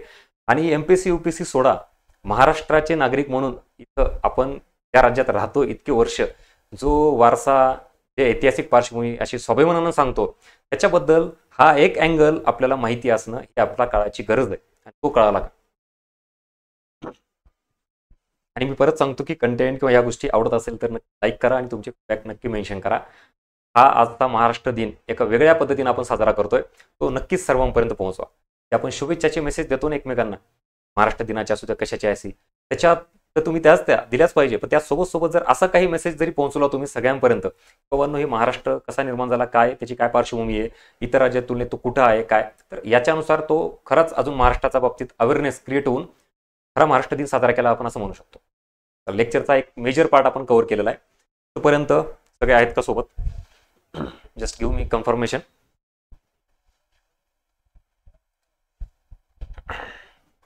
चला सांगा, म्हणजे पुढचा पार्ट सुरू करता येईल मला.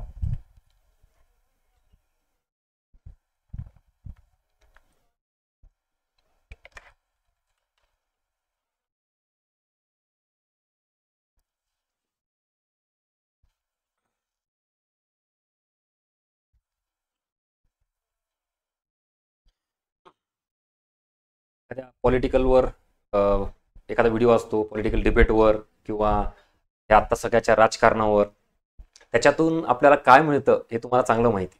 त्यापेक्षा आपले असे काही इन्फॉर्मेटिव्ह व्हिडिओ जे आपल्याला आयुष्यात पण, परीक्षेत पण आणि एकंदरीतच पुढच्या भावी वाटचालीसाठी जे कामाला येतील, ह्याच्यावर जास्त लक्ष द्या, याच्यावर जास्त वेळ वाया घाला.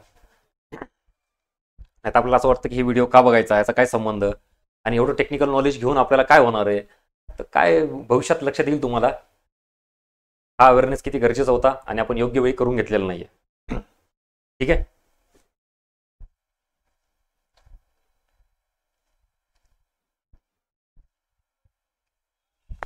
नेक्स्ट, आता पुढं महाराष्ट्र बऱ्यापैकी तुम्ही बघता काही काही पॅरामीटरवर इतर राज्याच्या तुलनेत पुढं आहे. हे सगळं पुढं असण्यामागे असे कुठले फॅक्टर्स आहेत, कशामुळे इतर राज्याच्या तुलनेत किंवा एकूण सगळ्या राज्यांचा विचार करता मोजके 4-5 राज्यच पुढं काय आहेत आणि त्याच्यातही महाराष्ट्र आहे. मग कुठल्या अँगलनी पहिल्या स्थानी आहे, कुठल्या दुसऱ्या, कुठल्या तिसऱ्या स्थानी आहे, पण टॉप 3 किंवा टॉप 5 मध्ये महाराष्ट्र आहेच. तर ते असण्यामागे काय कारण आहे, तर हा एक सगळ्यात महत्त्वाचा मुद्दा. मोस्ट इम्पॉर्टंट पॉईंट, काही अपवाद वगळता, काही वर्षांचा अपवाद वगळता गव्हर्नमेंट पॉलिसी म्हणा किंवा गव्हर्नमेंट स्टॅबिलिटी, परत मी ते सांगतो की काही अपवाद वगळता, काही कालावधींचा, काही वर्षांचा, ही इतर राज्याच्या तुलनेमध्ये गव्हर्नमेंट पॉलिसी किंवा स्टॅबिलिटी ही महाराष्ट्रात चांगली होती. होती हा शब्द वापरतो. ठीक आहे, त्याच्यावर बोलू आपण परत, आता आहे का नाही पुढचं काय ते. तर ही गव्हर्नमेंट पॉलिसी इतर राज्याच्या तुलनेत चांगली होती, त्यामुळे इन्व्हेस्टमेंट आली, औद्योगिकरण झालं, रोजगार निर्मिती झाली आणि एवढ्या मोठ्या प्रमाणात रोजगार निर्मिती त्यावेळेच्या लोकसंख्येच्या तुलनेत झाली. आत्ताची लोकसंख्या महाराष्ट्राची बघता रोजगार निर्मिती कमी आहे, पण तुम्ही 1960 पासून जर पुढे बघताय तर बऱ्यापैकी इन्व्हेस्टमेंट आली, औद्योगिकरण झालं आणि ह्याचा फायदा त्यावेळी लोकसंख्या जी कमी होती त्याला झाला आणि रोजगार निर्मिती वाढल्यामुळे लोकांना काहीतरी उत्पन्नाचा स्रोत निर्माण झाला. मग ह्याचा परिणाम परत दारिद्र्यावरही झाला, दारिद्र्य कमी झालं आणि लोकांची उत्पन्न पातळी वाढली, राहणीमान सुधारलं. या सगळ्या ऍक्टिव्हिटीमुळे सरकारला फायदा झाला. इन्व्हेस्टमेंट आल्यामुळे, औद्योगिकरण वाढल्यामुळे गव्हर्नमेंट रेव्हेन्यू वाढला, टॅक्स कलेक्शन वाढलं आणि या सगळ्या गोष्टींचा सरकारने काय केला, इथं इन्फ्रास्ट्रक्चर डेव्हलपमेंटसाठी तो पैसा खर्च केला. आता पुन्हा अजून आपण म्हणतो की स्वतः जर बघितला तर महाराष्ट्रात काय इन्फ्रास्ट्रक्चरची अवस्था आपल्याला माहिती आहे. पुन्हा मी तुम्हाला ते सांगतो, इतर राज्याच्या तुलनेत जर विचार केला तर महाराष्ट्रात इन्फ्रास्ट्रक्चर चांगलं आहे.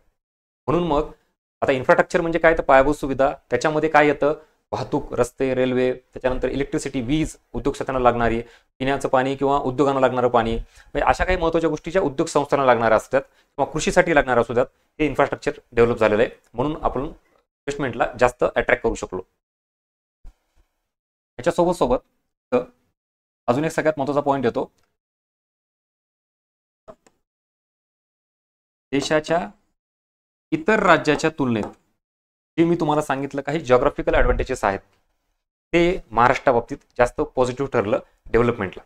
आपला विकास का झाला तर ते जॉग्राफिकल ॲडव्हान्टेज जे इतर राज्यामध्ये नाही तो एक, बाकी गव्हर्नमेंट स्टेबिलिटी किंवा गव्हर्नमेंट पॉलिसी हा एक मुद्दा. आणि ह्या सगळ्यांचा फायदा असा झाला की बऱ्यापैकी महाराष्ट्रामध्ये बघा एज्युकेशन सिस्टीम ही चांगली झाली. या एज्युकेशन सिस्टीममुळं महाराष्ट्रात कुशल मनुष्यबळ तयार झालं किंवा वेल एज्युकेटेड जो काही कामगार वर्ग आहे तो तयार झाला. आणि इंडस्ट्रीला हेच पाहिजे असतं.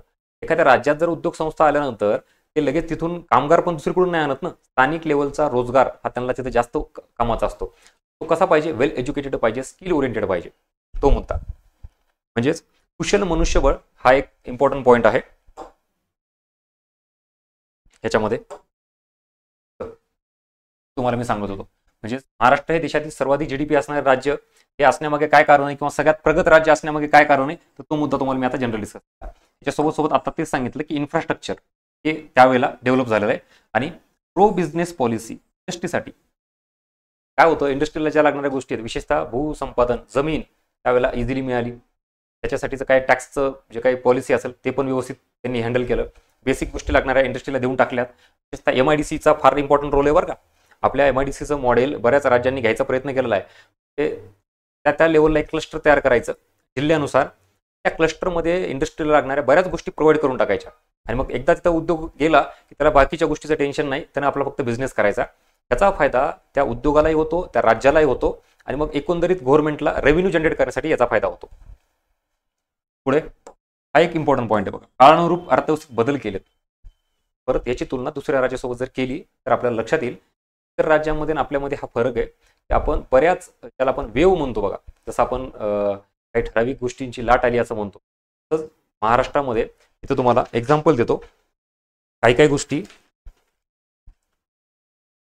जसं की IT वेव, IT हब किंवा आता सध्या चालू असलेले इलेक्ट्रिकल व्हेकल्स याच्याबाबतची काही वेव असेल किंवा डेटा सेंटर असेल, व्हॉट एव्हर, त्या काळामध्ये नेमकी कशाची वेव चालू आहे, कशाची डिमांड आहे ही जर थोडीफार ओळखली आणि त्याच्यानुसार आपण गव्हर्नमेंट पॉलिसी बदलली तर डेफिनेटली याचा फायदा होतो. यानुसार आपण अर्थव्यवस्थेत बरेपैकी बदल केलेत आणि हे बदल परत याच्यातही केलेले पाहायला मिळतात. इन्फ्रास्ट्रक्चर बाबत जर बघितलात, विशेषतः मुंबई ज्याला आपण पूर्ण देशाची आर्थिक राजधानी म्हणतो, फार मोठं केंद्र आहे. त्याच्यात तुम्ही इन्फ्रास्ट्रक्चरमध्ये जे की बंदर आहेत, जे महाराष्ट्रात 2 मोठे पोर्ट्स आहेत, त्याच्यातही आयात निर्यात किंवा देशालाही फायदा होतो, राज्यालाही फायदा होतो. त्यासोबत एक्सप्रेस वेज हे पण खूप जास्त चांगले केलेत. रेल्वे, वाहतुकी संदर्भातील अजून जे आता तुम्हाला एक्सप्रेस वे सांगितलेले आहेत हे जलद गतीने मुंबईला किंवा काही ठराविक सेंटरला फार मोठ्या प्रमाणात डेव्हलप केलेले आहेत. महाराष्ट्राचा हा इन्फ्रास्ट्रक्चरचा बदललेला part as compare to other state हे आपल्याला पुढे न्यायला मदत करतं. आणि शिक्षणाबाबत तुम्हाला सांगितलं की पुणे हे ऑक्सफर्ड, इथं ईस्टकडचं ऑक्सफर्ड म्हणलं जातं याला. ते नुसतं महाराष्ट्रात नाही तर देशामध्ये सुद्धा पुणे एज्युकेशनल हब आहे. तो एक पार्ट इथं आपल्याला बेनिफिट पाहायला मिळतो. शहरीकरण प्रगतीच्या दृष्टिकोनातून तुम्ही जर बघितलात तर अर्बनायझेशनचं प्रमाण वाढलं पाहिजे. जसं की इन्फ्रास्ट्रक्चरला विकासाची चाकं म्हणली जातात किंवा अर्थव्यवस्थेची चाकं, तसंच शहराचा विचार केला तर शहराला सुद्धा विकासाची किंवा त्या राज्याची किंवा त्या देशाची चाकं म्हणले जातात. जेवढं अर्बनायझेशन वाढेल तेवढं तुम्हाला प्रगतीला जास्त चान्स आहे. कारण अर्बनायझेशन, शहरीकरण हे उद्योग वाढण्याचं लक्षण आपल्याला दिसून येतं. मग इंडस्ट्री सेक्टर घ्या किंवा सर्व्हिस सेक्टर घ्या, हे इथं जास्त ऑक्युपेशन झालेलं दिसतं. हे सुद्धा इम्पॉर्टंट पॉईंट आहे. आणि मुंबईबद्दल तुम्हाला मी आत्ताच सांगितलं की हेच ॲक्च्युली सगळ्या महाराष्ट्रात पुढे येण्याचं मेजर रिझन हे. ब्रिटिश काळापासून पहिला महत्त्व आहे, जॉग्राफिकल ॲडव्हान्टेजेस त्याला आहेच आहे. त्यासोबत तिथं सगळे आलेले पहिले उद्योग, त्याच्यात जे एक्सपान्शन झालं त्याचा फायदा मुंबईला तर झाला, पण महाराष्ट्रालाही झाला. आणि याच कारणाने पहिली डायग्राम इमेज दाखवली तुम्हाला, मॅप. गुजरात आणि महाराष्ट्रामध्ये एवढं का संघर्ष झाला, आपल्याला 1955-56 पासून ते 1960 पर्यंत सतत झगडावं लागलं. 105 हुतात्म्यांना शहीद व्हावं लागलं, आपला जीव द्यावा लागला. याचं काय कारण आहे तर ह्याचं कारण मेजर रिझन म्हणजे बाकीचे पण आहेत, त्यातलं मुंबई. एवढं मोठं आर्थिक केंद्र, गुजरातला असं वाटत होतं की ते आमच्याकडे यावं, नाही तर मग महाराष्ट्र आणि गुजरात वेगळा करा, पण मग मुंबईला केंद्रशासित प्रदेश करा. पण तुम्ही जर बघितलात भौगोलिक दृष्टिकोनातून स्थान, तर हे महाराष्ट्राला जास्त क्लोज होतं आणि म्हणून मग तेही शक्य नव्हतं.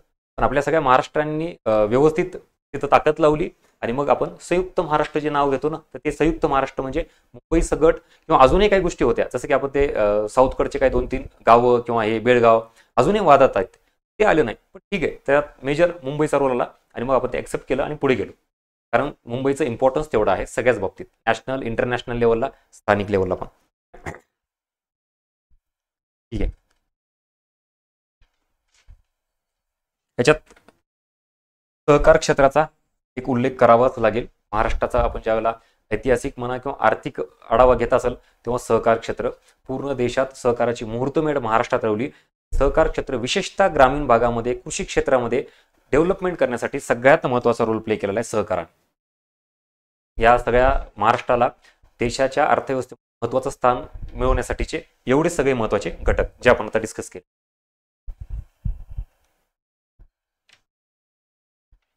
आता आपण शेवटाकडे चाललोय. महाराष्ट्राच्या अर्थव्यवस्थेबाबतचे एवढे सगळे मुद्दे लक्षात आल्यानंतर पुढं आपल्यासमोर नेमके आव्हानं काय आहेत. आता लक्षात आलं असेल की काय महाराष्ट्र सगळ्याच बाजूनी, पहिल्यापासून तुम्ही लेक्चर नीट बघत असाल तर लक्षात येईल, एवढं स्ट्रॉंग असून मग आपली आजची अवस्था बघता आपल्या पुढे काय काय आव्हाने आहेत आणि कशामुळे आपण आता महाराष्ट्र म्हणून, राज्य म्हणून स्ट्रगल करतोय. काही मुद्दे तिथं प्रमुख आव्हान आहे म्हणून तुम्हाला पुढे बोलू म्हणून हा मुद्दा इथं सगळ्यात इम्पॉर्टंट. आपल्याला जर राज्यात नाही तर देशाचा पण विचार करता तर ग्रोथ करायची असेल, सगळ्यात पहिली प्रायोरिटी आहे पॉलिटिकल स्टॅबिलिटी. कारण पहिली डायग्राम मी तुम्हाला सांगितलं, राजकारण आणि अर्थकारण या एका नाण्याच्या दोन बाजू आहेत. राजकारण म्हणजे समजा आपण इथं गव्हर्नमेंट म्हणून, आणि अर्थकारण म्हणजे महाराष्ट्राची अर्थव्यवस्था. आणि याच अर्थव्यवस्थेचा आपण इथं डेव्हलपमेंट, विकास किंवा सामाजिक, आर्थिक सगळ्याच बाजूने विचार केला इकडं. हेच राजकारण, हेच गव्हर्नमेंट नसल तर मग मला सांगा, गव्हर्नमेंट पॉलिसीज बदलत असतील तर इन्व्हेस्टमेंट येईल का?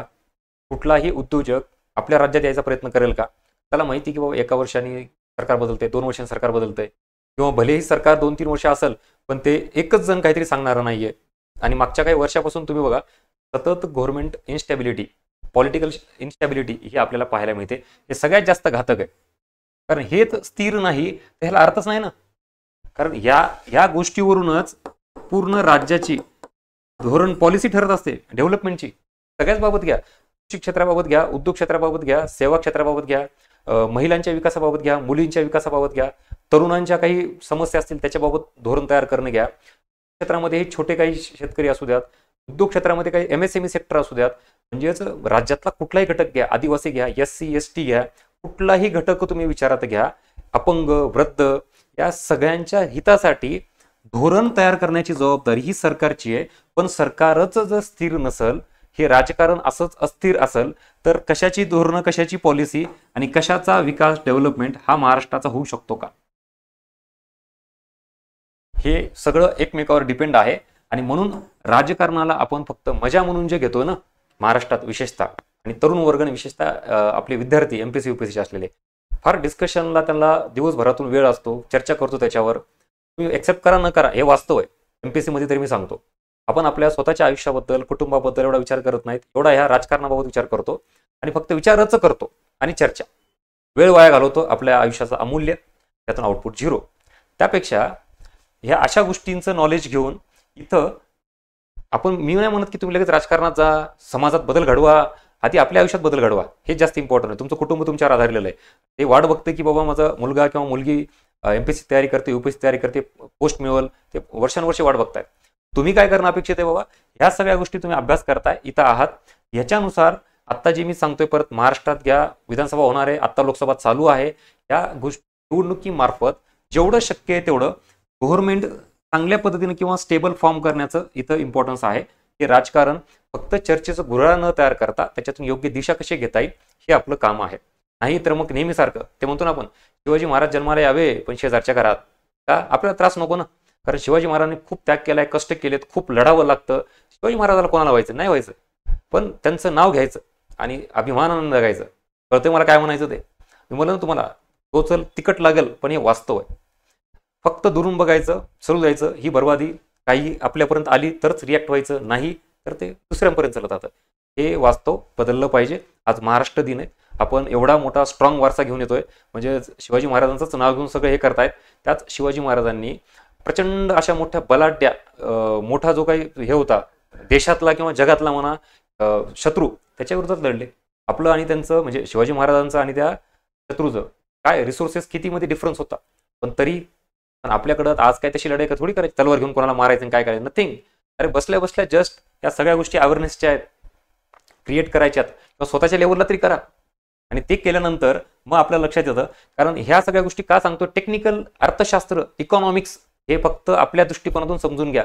मी म्हणत नाही की महाराष्ट्राची अर्थव्यवस्था बदलली पाहिजे, देशाची बदलली पाहिजे, काही नाही बाबा, स्वतःला बदला.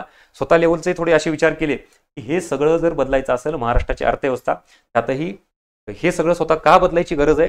कारण सरकार कुठलं आहे, अस्थिर आहे, त्याच्यानुसार धोरणं तयार होतील. आणि हे धोरणं जर अस्थिर असतील, तकलादू असतील, न टिकणारे असतील किंवा आपल्या हिताचे नसतील, तर ही जळ स्वतःपर्यंत येणार आहे. असं म्हणून चालत नाही, मला काही घेणं देणं नाही. सरकारचं शिक्षण धोरण मॅटर करतं आपल्यासाठी, त्याच्यानंतर रोजगार निर्मितीचं धोरण मॅटर करतं आपल्यासाठी. आपणच ओरडतो किती जागा काढल्या पाहिजेत, कमी आल्यात, जास्त आल्यात, किंवा महाराष्ट्रात बेरोजगारी आहे का? कारण गुंतवणूक नाही, औद्योगिकरण नाहीये, रोजगार निर्मिती नाहीये. मग ह्याला जबाबदार आपण वैयक्तिक लेवलला आहोत का? तर आहोत. कशा लेवलनी?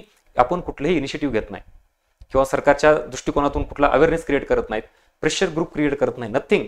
हे सगळं असं आहे. त्यामुळं हे राजकारण याच्यावर चर्चा करण्यापेक्षा थोडं काहीतरी चेंज करून पॉलिसीमध्ये आपल्याला पाहिजे तसं सरकार आणायचं, जेणेकरून की हे सगळं सरकार आपल्या ज्या ज्या गोष्टींचा मी उल्लेख केला, महिला, मुली, शेतकरी, SC ST, आदिवासी, तरुण वर्ग, वृद्ध, अपंग, या सगळ्यांच्या जे काही समस्या आहेत का, ह्याच्या दृष्टिकोनातून धोरण तयार करणे अपेक्षित आहे.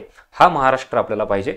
आणि याच दृष्टिकोनातून अर्थकारण काय आपल्याला समजल्यानंतर मग राजकारण कुठल्या दिशेनं जातंय आणि कुठल्या दिशेने गेलं पाहिजे यासाठी आपण तयार झालं पाहिजे, किंवा त्यासाठी प्रयत्न तरी केले पाहिजे.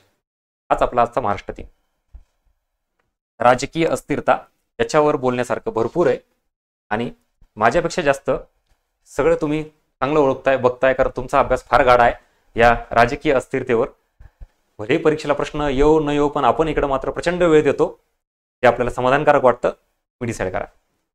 कायदा सुव्यवस्थेचा प्रश्न, आता ऑब्व्हियसली हे सगळं परत त्याच्यावर डिपेंड आहे. इथं हीच सगळ्यात महत्वाची बेसिक गोष्ट आहे, ही बदलली की ऑटोमॅटिकली सगळं बदलतं. कायदा सुव्यवस्थेबाबत ही आपण अस्थिरता पाहतोय पुणे शहरात किंवा कुठल्याही मोठ्या मोठ्या शहरामध्ये. डायरेक्टली खूप गोष्टी गोळीबारांच्या किंवा खून, बलात्कार, दरोडे हे पाहायला मिळतं. असं जर राज्यात होत असेल तर राज्याची ओळख राष्ट्रीय स्तरावर घ्या आणि आंतरराष्ट्रीय स्तरावर काय निर्माण होते, याचा परिणाम परत इकॉनॉमीवर होतो बरं का, महाराष्ट्राच्या इकॉनॉमीवर. तुम्हाला सर याचा काय संबंध? बिलकुल अशा अस्थिर राज्यामध्ये, अशा भयावह परिस्थितीमध्ये कुठला व्यक्ती, गुंतवणूकदार, उद्योजक इथं महाराष्ट्रात येईल का आणि गुंतवणूक करेल का? तर मग नसेल तर मग पुन्हा आपण बंगाल, पंजाब किंवा इतर राज्यांसारखं मागे पडू. म्हणून हे आणि स्टॅबिलिटी इज इम्पॉर्टंट. वाढते कर्ज, ह्याला सुद्धा हेच रिस्पॉन्सिबल आहे. एखादं गव्हर्नमेंट स्थिरच नाही तर त्यालाही माहिती की मी 1-1.5 वर्षासाठीच आहे, तर ते कशाला लॉंग टर्म व्हिजन तयार करेल? त्यावेळेला 5 वर्ष तुम्हाला टर्म दिलेली आहे. ऍक्च्युली स्थिर सरकार जे आपण म्हणतो ना, ते यासाठी 5 वर्षाचा ड्युरेशन मोठा असतो. त्या 5 वर्षामध्ये त्यांनी short term, medium term as well as long term policy तयार केली पाहिजे महाराष्ट्रासाठी. कारण आज मी काय करतो याचा परिणाम परत पुढच्या उद्यावर होणार आहे. पण जर सरकार अस्थिर आलं, मला माहिती मी 1-2 वर्षच आहे, तर मला जे करायचं ते मी करून घेतो आणि मी निघून जातो, परत दुसरं कोणतरी येतं. पण त्याला असं नाही ना की नव्याने काहीतरी भेटतं. ते आधी जी काही घाण केली असते तशीच असते. त्याला निस्तारायला वेळ लागतो. तो केलेला खर्च आहे तो तुम्ही कशा स्वरूपात करताय.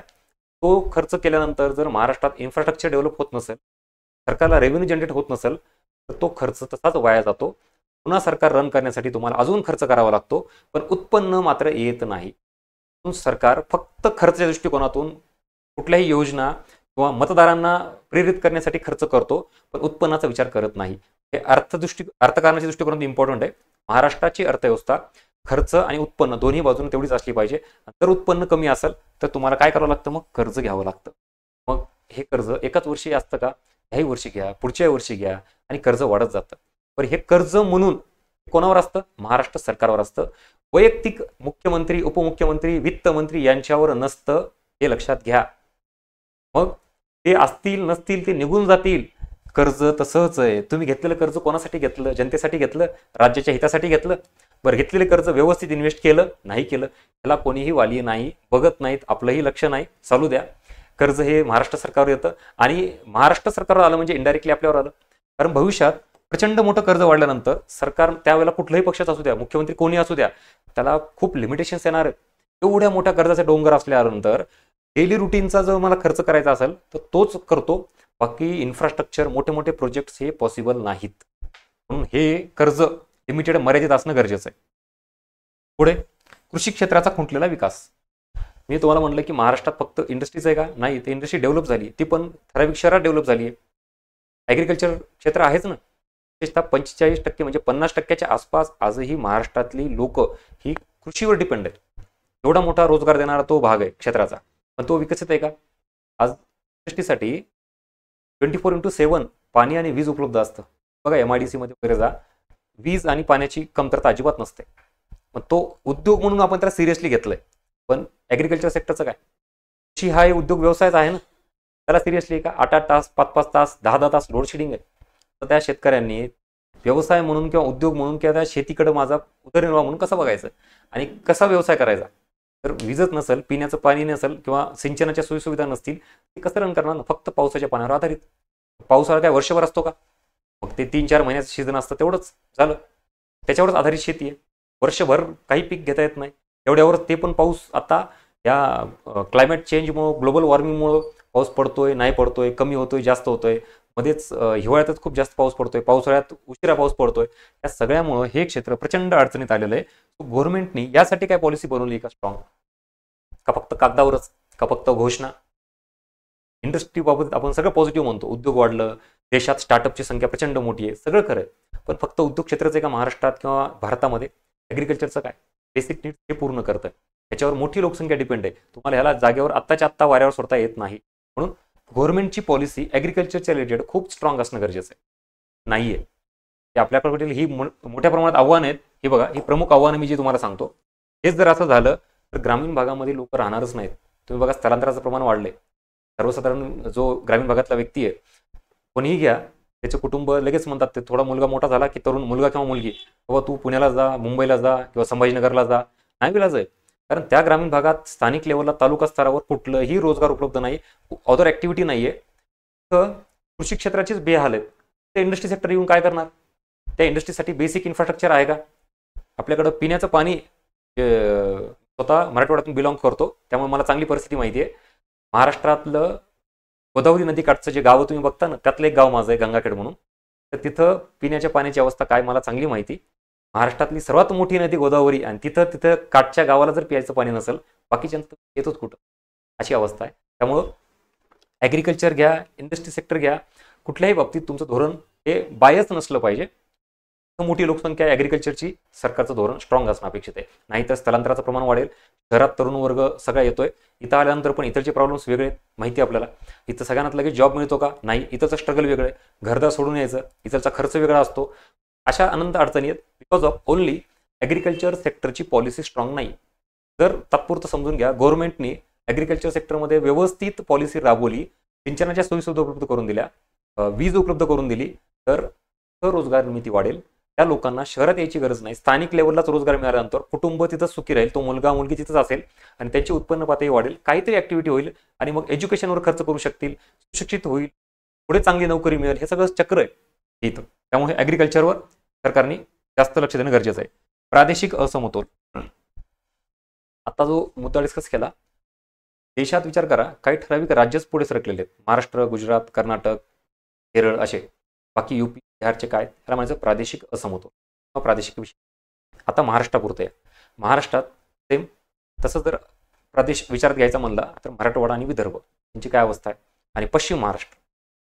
तसं देशाच्या एकूण GDP मध्ये ठराविक राज्यांचं कॉन्ट्रीब्युशन जास्त आहे, तसं महाराष्ट्राच्या उत्पन्नामध्ये ठराविक जिल्ह्यांचं कॉन्ट्रीब्युशन जास्त आहे, किंवा रिजन तो म्हणजे पश्चिम महाराष्ट्र.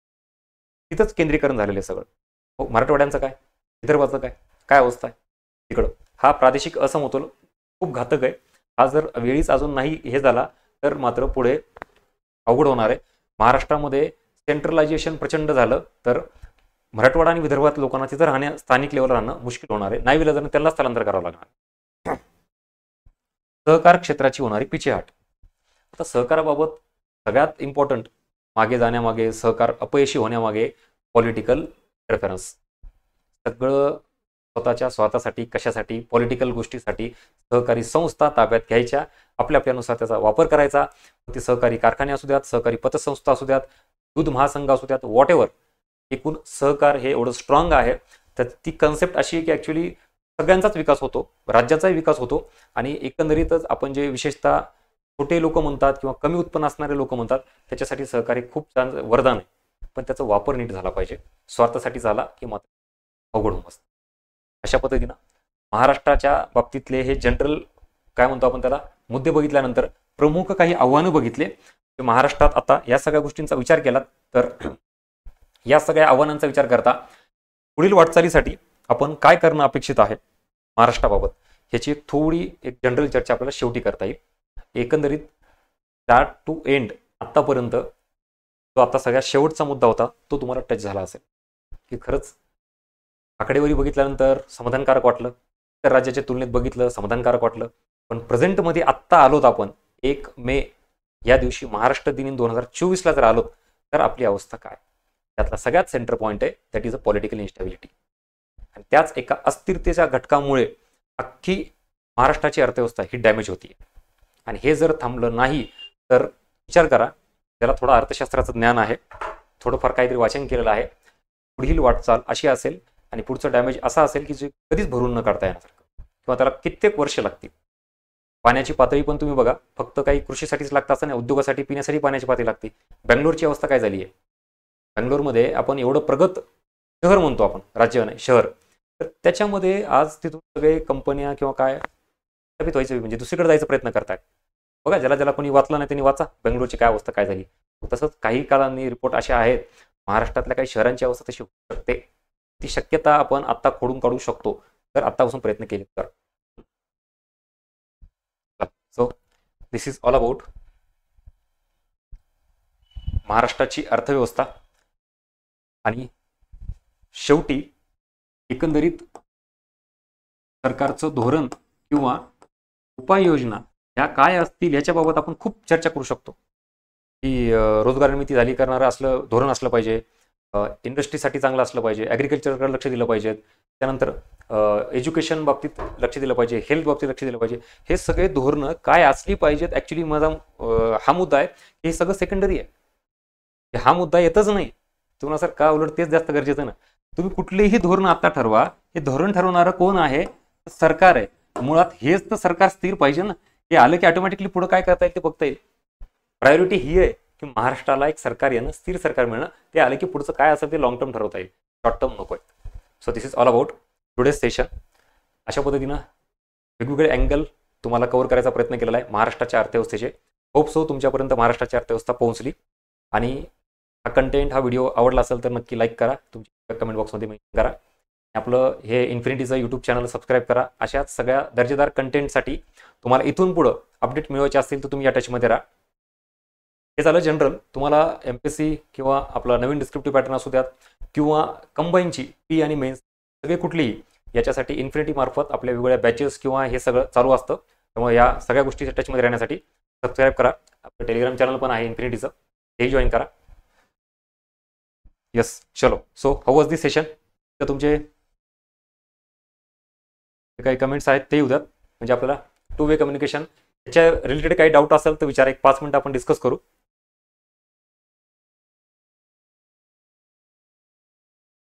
आणि मग परत अजून काही अपडेट आहेत आपले अकॅडमीचे, तेही तुम्हाला सांगतो मी.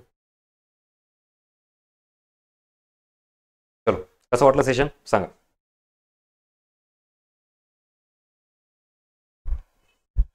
तरी ट्राय केला की जास्त फार टेक्निकल डोक्याच्या वरून जायला नको, कारण बरेच जण काही नॉन इकॉनॉमिक्स बॅकग्राऊंडचे असतील, त्यांना याचा काहीच संबंध नाही आहे आणि मी ते सांगतोय.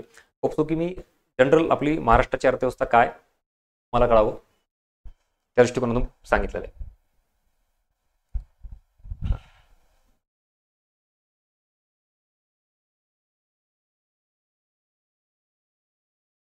चला, काय विचारायचं आहे सांगा.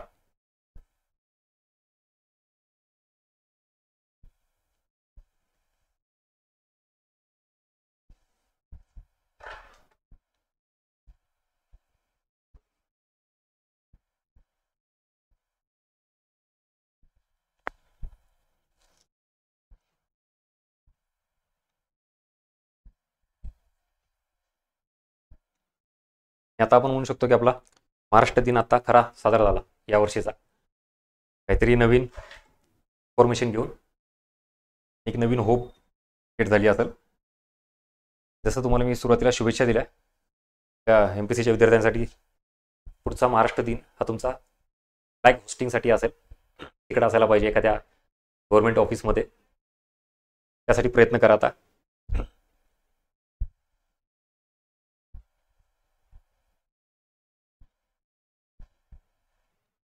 ठीक आहे. इथं आपल्या अकॅडमीचे अपडेट आहेत. डिस्क्रिप्टिव्ह पॅटर्न जे आयोगाचा नवीन सुरू होतोय ना, त्याबाबत NCERT आणि स्टेट बोर्ड सगळ्यात इम्पॉर्टंट आहे. मी डिस्क्रिप्टिव्ह पॅटर्न सुरू करताय म्हणजे लगेच कुठले मोठे मोठे रेफरन्स बुक वाचले पाहिजेत असं नाही. सुरुवात काही जो बेस असतो तो आधी क्लिअर पाहिजे आणि मग तुम्ही ॲडव्हान्स लेवलला गेलं जाणं अपेक्षित आहे. त्यातही विशेषतः स्टेट बोर्ड आपण वाचतो, समजतं, पण NCERTची बऱ्याच जणांना अडचण आहे. त्यातही त्याची अवेलेबिलिटी जी आहे ती इंग्लिश आणि हिंदी दोनच मीडियममध्ये आहे. हीच NCERT सब्जेक्ट वाईज प्रत्येक विषयानुसार तुम्हाला इथं क्लिअर करून जाईल. त्यासाठी सेपरेट बॅच आहे आपली NCERT आणि स्टेट बोर्ड. त्याचे यूट्यूबला आपल्या इन्फिनिटीच्याच अकॅडमीच्या यूट्यूबला सेशन चालू आहेत, तुम्ही ते जॉईन करू शकता. तुम्हाला आयडिया येऊन जाईल आवर्जून. हे यूट्यूबला फ्री सेशन आहेत, यावरून करा. मी तुम्हाला आयडिया येईल की एक्झॅक्टली बॅच काय आहे काय नाही त्याबाबत. नेक्स्ट, हे नाशिक ब्रँचची तिथलची बॅच.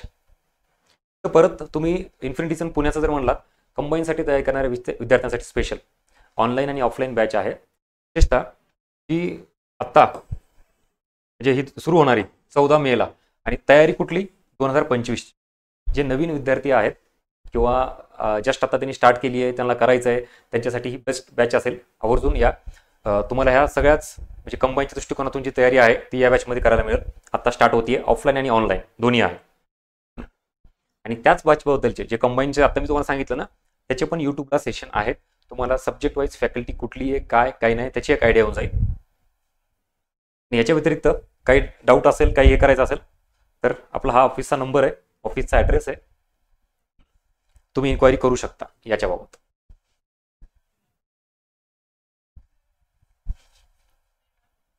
चला, यस, चला. महाराष्ट्र इकॉनॉमी आज लक्षात आली ना, व्हेरी गुड.